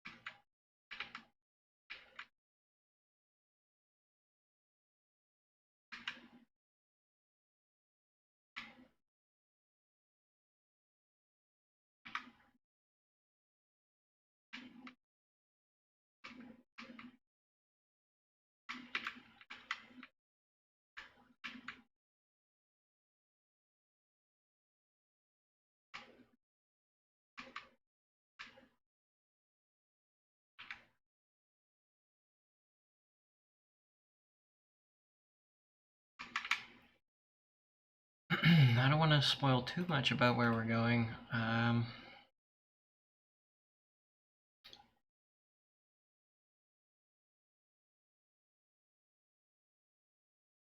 Yeah, let's go back a little bit.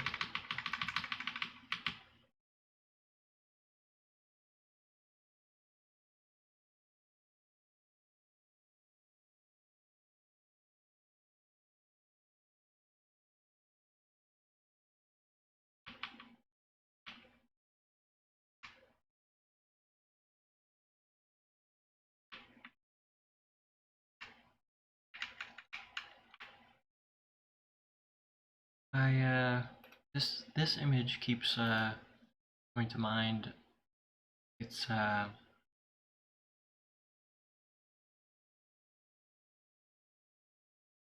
telepathic communication. This is the internet 2,000 years ago. You see what's going on here? This don't lay your trip on me, right?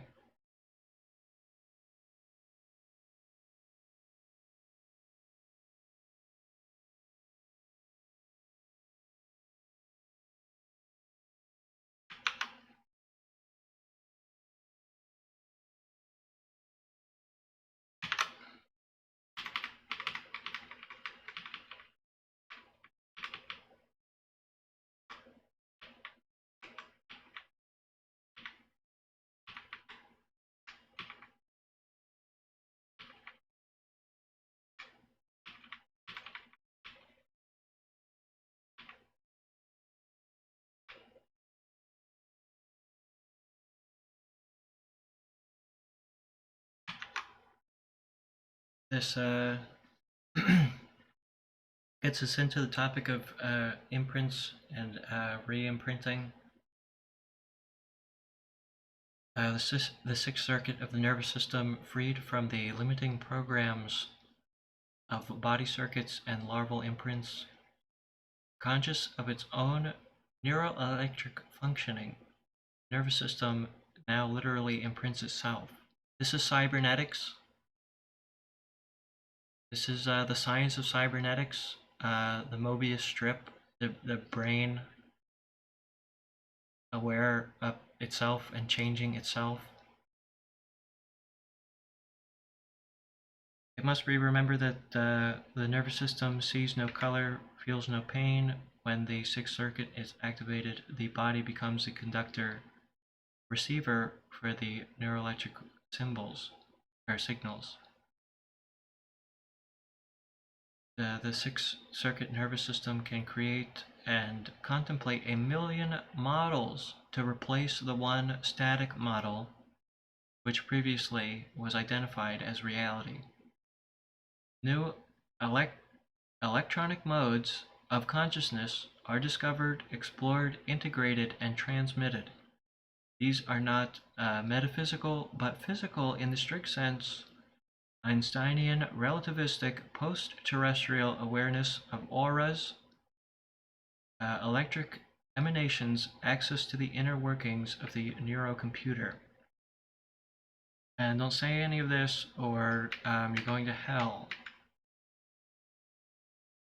Don't say that you can control your own brain. Your brain has to be controlled by us.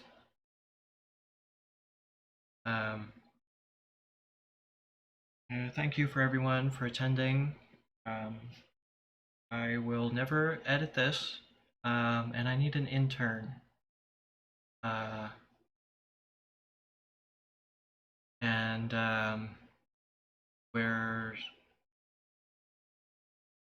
We're trying to get to 0 here, because we had $20,000 worth of things stolen from us, and getting to 0 would be nice, and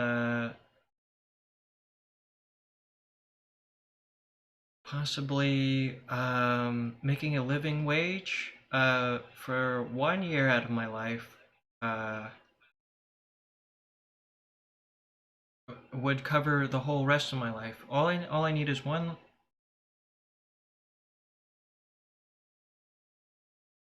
year of making a decent salary, and that would pay for the rest of my life.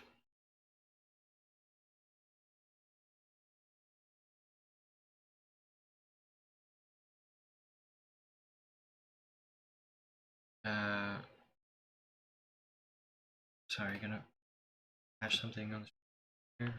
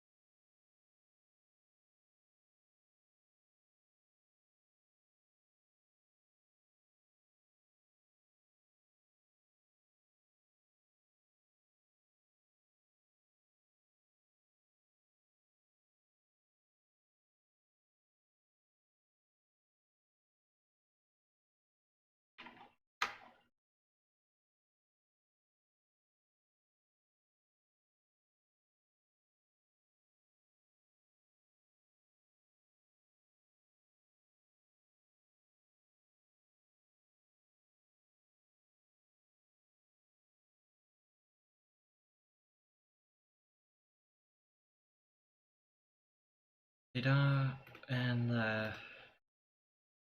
we're out of here.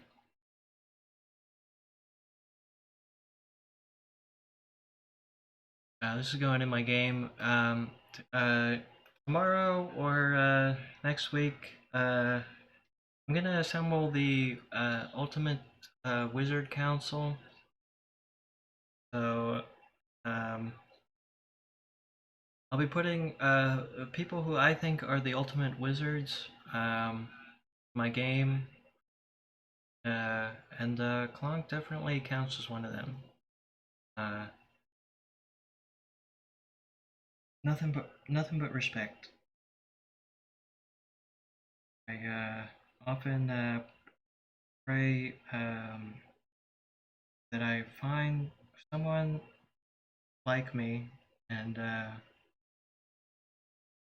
that prayer was answered.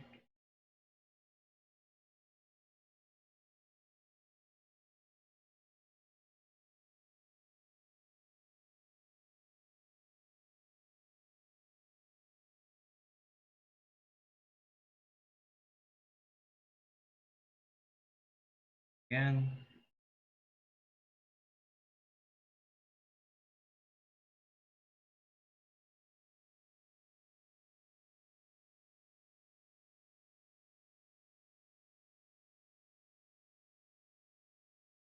have a good night, everybody.